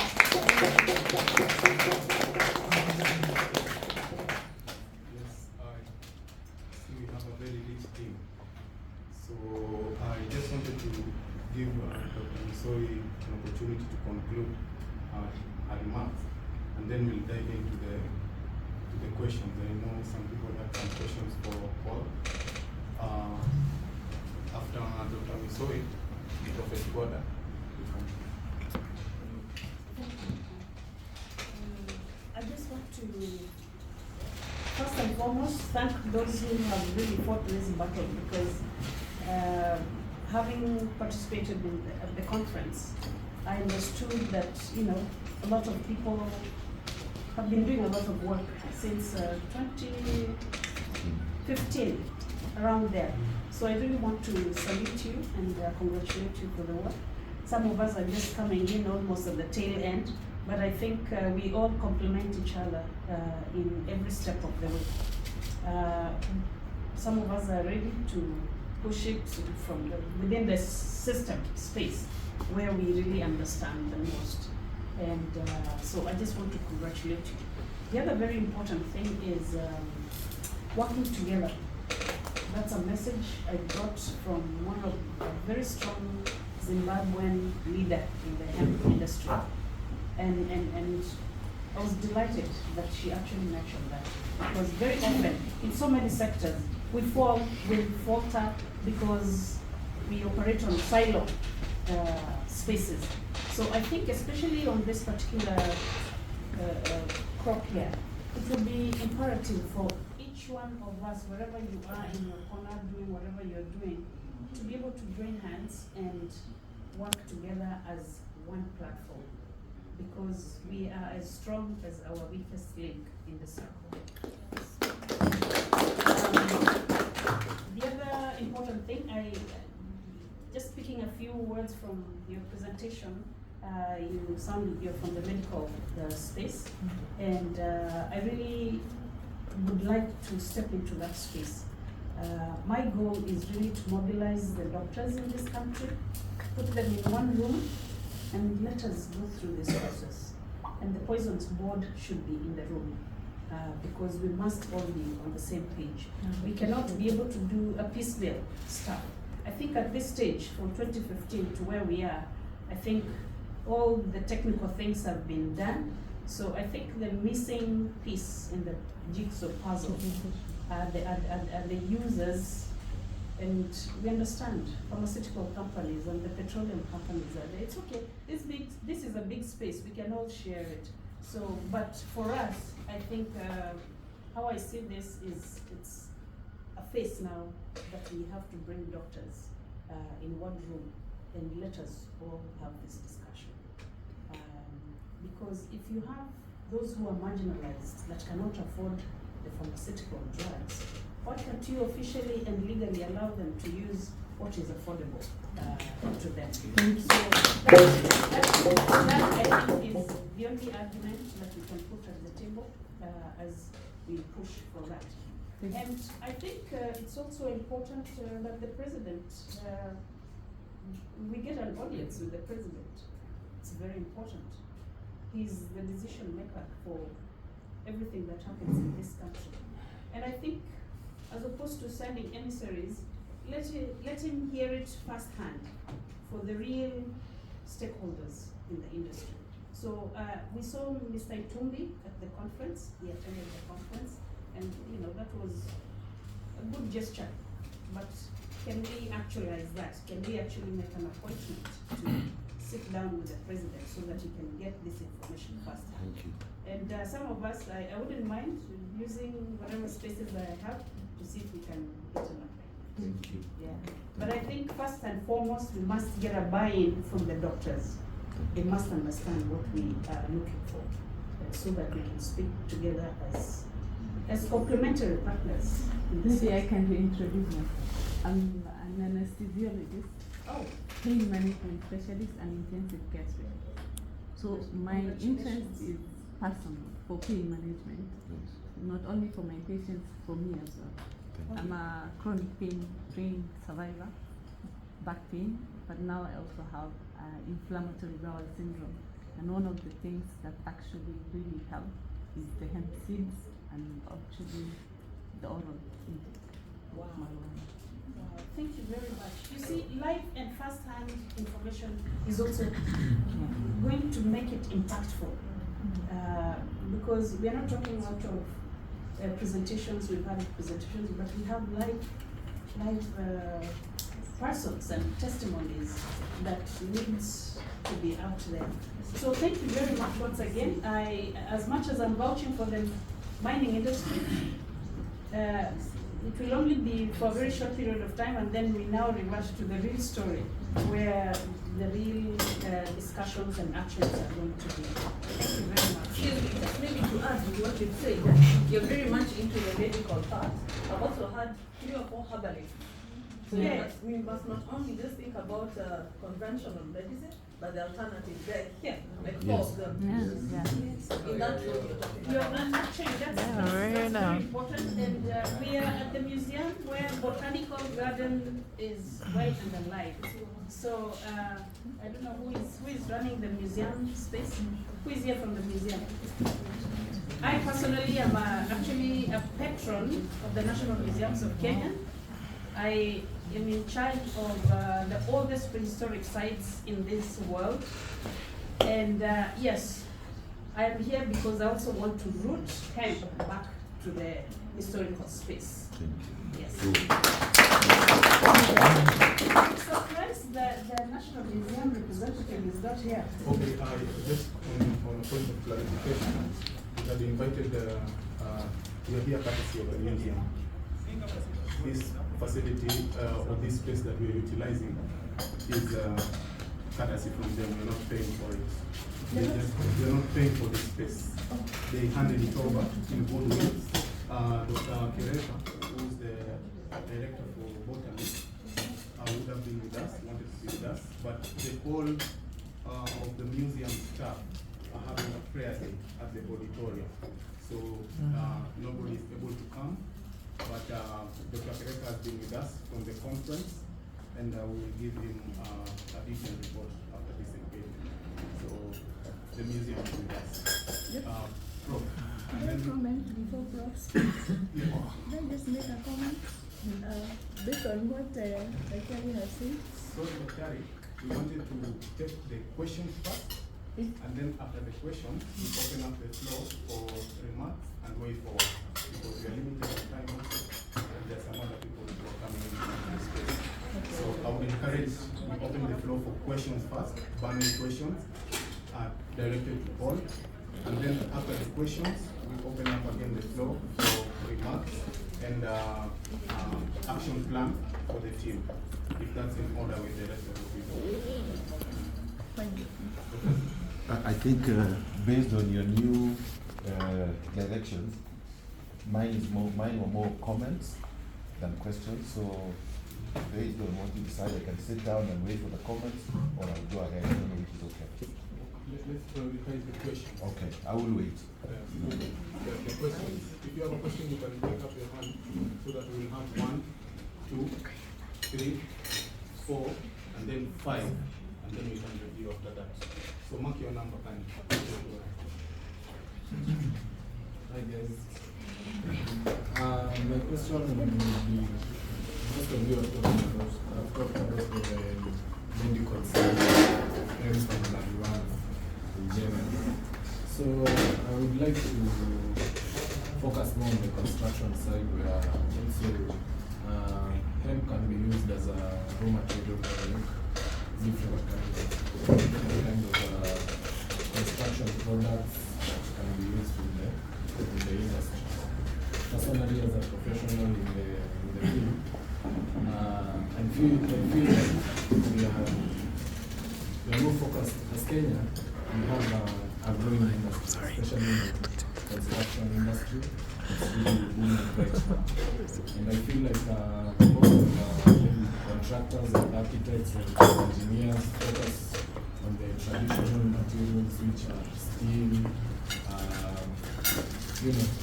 wood-based materials.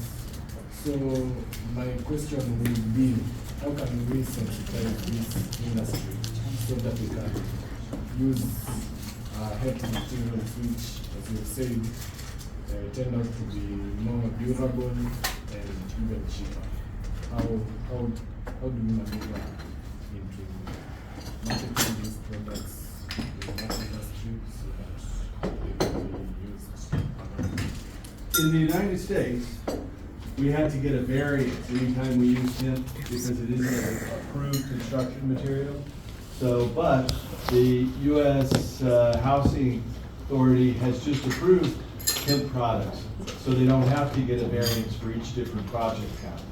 But you can take hemp fiber, either the whole fiber or the hurd, mix it with limestone and make what we call hempcrete, which is an insulator, it's fireproof, it's strong, and it can replace and sequester carbon. We're making concrete, puts carbon into the atmosphere, making hempcrete sequesters carbon. Then, using the fiber, there's a company called Hempwood that was at the hemp conference. I've been advocating their products for many years. They make a hemp board that's 100% hemp fiber, bound together with soybean oil currently, but will be bound with hemp seed oil in the near future. But it's 100% hemp fiber. It's stronger than mahogany, oak, and steel. And because it's stronger than mahogany, oak, and steel, they're making a flooring project that's scratch resistant. So you can find more information about that, and they show how they make it on their website at hempwood.com. Hempwood.com. But hempcrete is becoming more and more popular. I think they just built the second tallest hempcrete building in South Africa, in Cape Town. And it's definitely, and when you look at ancient buildings, there was a lot of hemp used in ancient buildings as well.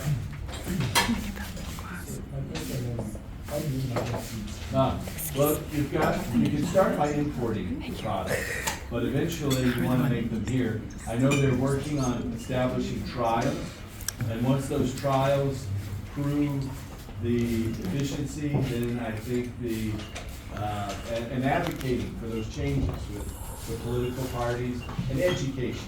Education is really the key, because people can't advocate for something they don't know about, or if they know misinformation about it. And so it's our job to teach people, to educate and build that movement. But you can start with imported products. When it comes to the ease of entry into the marketplace, hempcrete is very easy, and hemp food are very easy. So that's a place where you don't need large amounts of capital, and you can immediately start production of hemp foods and hempcrete, and those are entry points that don't take huge amounts of money. And who's next? Sorry. My name is David. Okay, good afternoon, everyone. So my name is Theresa, and my question is generally on the intake of hemp. I remember when I was first introduced taking marijuana when I was 10 years by my husband, I had a constant headache for 2 weeks and a lot of stomach. And but now when in campus, till today, I used to occasionally when I want to get into deep meditation and visualization just to elevate my mental efficiency. So I don't know what's the reaction to that. And then there's also myth that the first time you take it, it's either if it's digging, you'll dig like a horse.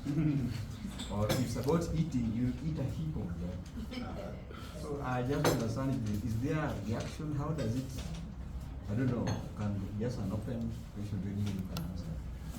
Daktari, tell us. Maybe I can help you with that. So normally, the drug it's not technically a stimulant. It's supposed to be a relaxant. So I realize different people react differently according to how much you have accepted yourself as well. So I realize the people who have not accepted who they are, they get anxious, they get into paranoia, and especially where the environment, like you said, the frequency of the people around you really matter. If you are with people around you, or the environment around you has demonized it, you become paranoid, more paranoid than acceptance. So I realize, especially you've seen the teenagers, even the kids who use it are the ones who are the most intellectual, the ones who do not fit in the environment. So they think differently compared to the ones that are normal kids. And I would say ADHD, autistic kids, all those kids are built differently compared to kids that are I would say normal spectrum children, because ADHD is also a spectrum. ADHD is a spectrum, autism is a spectrum, and it's because of the society, the way it is, the domestic violence, the emotional abuse, the alcoholism, all of those things are leading to autism, ADHD. So I have realized when normal people use it, it's very hard on them. But when the kid that is a misfit in the society, it calms them down, it makes them actually phase out into society better than they were before. And I'm not saying this in terms of like every kid needs it. By the way, not all the kids need it. And then in the adult population as well, if you have not accepted yourself, it's very hard to use that thing and stay sane. And why it really helps, especially cancer patients, is the acceptance actually helps heal the patient faster than someone who has denied themselves. Like that denial itself of the cancer can kill faster than actually the cancer itself. So it's because of the hormonal imbalances that you have. And at the end of the day, we all have different hormones. We all react to drugs differently. I would say this, even the anti-anxiolytics that they give to patients has a side effect. Every drug has a side effect, and you observe, first of all. When I give a drug, I'm an anesthesiologist. The drugs that we give, fentanyl, morphine, it's not something that you can give on the streets just like that. But you've seen it kills people, fentanyl kills people. And it's because it's the synthetic of the drug that they've morphed into that kills people. But original heroin never killed anyone. You see, the plant itself, the heroin plant, does not kill. But everything, like you said, it's the misuse, it's the dose, it's also the drug reaction. We all react differently to different strains of even marijuana itself. You can't use everything for everyone. Okay, I think what you was asking is, because what you said, you talk about frequency. Yeah, it's okay, intellectual, yeah, it's a wiring of the brain. I've had the name frequency in relation to the use of hemp, right? One, I've never understood what this frequency is. Two, heroin kills. I don't think it's dose related. That one is dose related. Another thing, I think he was asking about the variation in the outcome when people take. Yeah, when they do comments. That variation, because sometimes, even in the US, I think it's not all states that are allowed for the use, right? Because there are those unanswered parts of its use. Like, and that's where research there are no comes standard. You understand what I mean? So I think maybe. Probably you use the same reflection to ask if we all drank a glass of whiskey here, would our responses be uniform? No. The same way. You use the same substance but have different reactions to the same. But like has been said, there's been a lot of demonization, and I think part of it arises from the fact that most of the laws that govern cannabis use in Kenya and in Africa derive from the UN directly and not from, there was no public participation, for example. There has been no contribution from the communities. There has been no contribution from the public. This was something that was superimposed on us, and we are learning to adapt to that superimposition. That is one angle. Two, my brother here from Wasingishu, Daktari, I think, had mentioned the political angle. You realize last time when Wajaga was contesting, I was the one who was his right-hand man and gave his keynote speech and blah, blah, blah. But the most important thing you may realize that when Dennis Itumbi stood up at the conference to speak, he said that UDA wanted to adopt cannabis as a campaign plan, but they were beaten to it by Wajakoya. But it was not just that. Raila Odinga was using No One Can Stop Reggae, which was targeting the same constituency. Kalonzo Musyoka was using Buffalo Soldier, which was targeting the same constituency. Wajakoya was using Bangi Bangi, targeting the same constituency. Now, at a political level, that tells you that the most important factor in the last election, the overriding and unitary factor, was the legalization of cannabis. For 4 presidential candidates to consider using it and 3 of them to come out directly, it means it's a very, very hot political potato. And that is why I am supporting Dr. Misoi's proposal that we actually need to organize a meeting with the president, because everybody, users and non-users, those who agree and those who don't, fall under the same umbrella. They use it. Thank you. And it's not for everyone though. I just want to say, in the United States, 37 states have legalized medical marijuana, so 13 have not.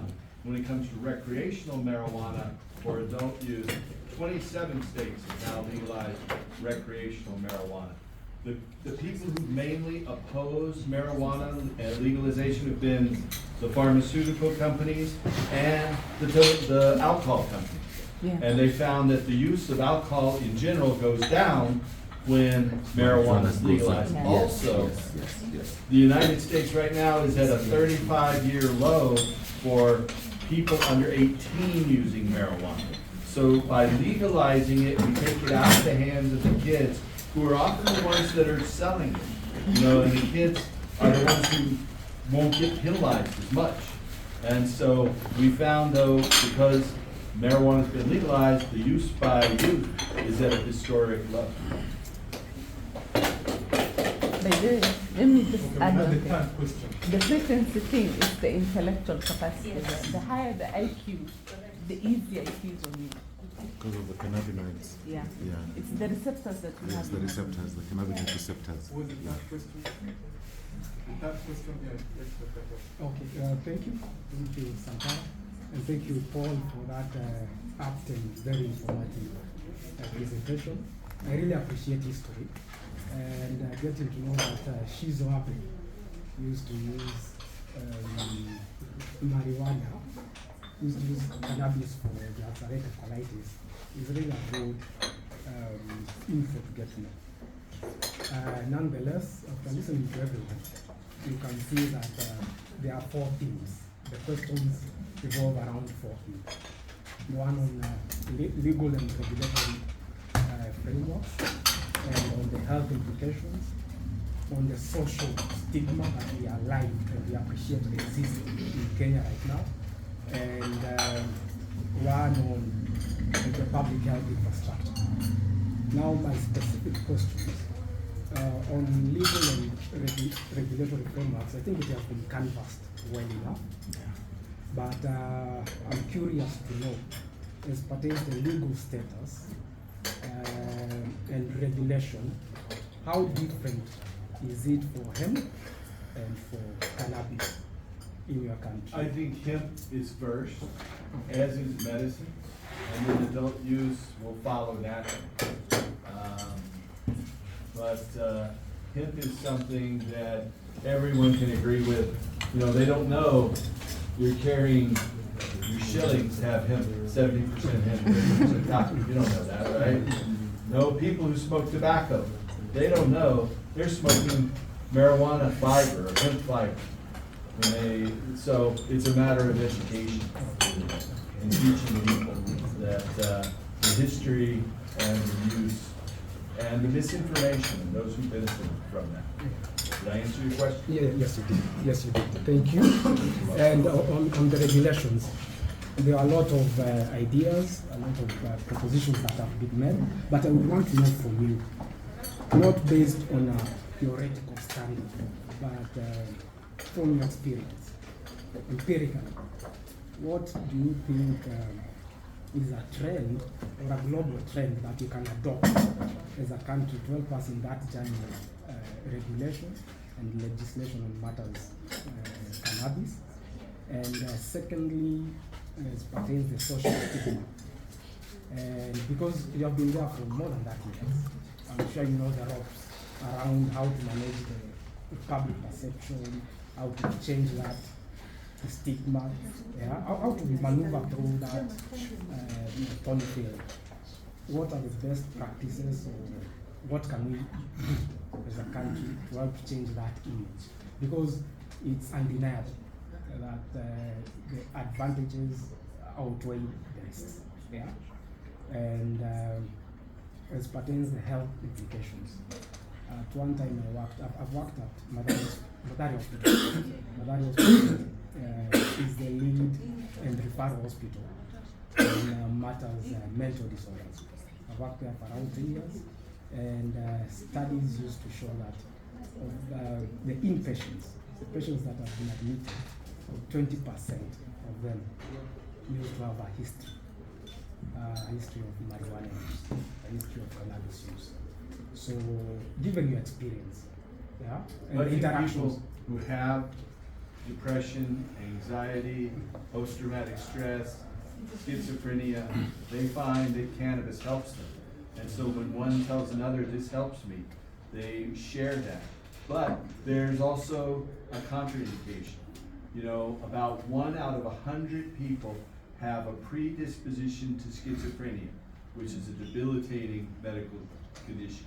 It needs hospitalization. But out of that 1 out of 100, 1/10 of those, it will worsen their condition. 9 out of 10 of them, it will make it better. So that's been the basis of a lot of the misinformation. People who are that 1 out of 1,000 persons, when they use cannabis, it precipitates a psychotic reaction. And so I've seen that happen in our clinics and in my personal life, where very rare, but some people, cannabis is not to be recommended. When you look at alcohol, it's a much higher percentage than that. When you look at other drugs, obviously, it's not for everyone. But just 2 years ago, the World Health Organization and the United Nations in Vienna, Wada was right that there was no input from the people to make it illegal. It was American government pharmaceutical companies. But a lot of American activists and international activists began to work with the World Health Organization. And 2 years ago, they rescheduled cannabis from where it was Schedule A on the World Health Organization, saying it had no medical value. Now it's Schedule D. That means that doctors can prescribe it, and it's not against international law anymore. You know, it used to be against international law, and that law was changed at the international level. Russia and China opposed that change, but most of Europe and Africa supported that, and now it's the governments that now are able to change their laws, where before they were mandated by their international treaty obligations to say that marijuana has no medicinal purpose. Now that that law has changed at the international level, they aren't mandated to do that anymore.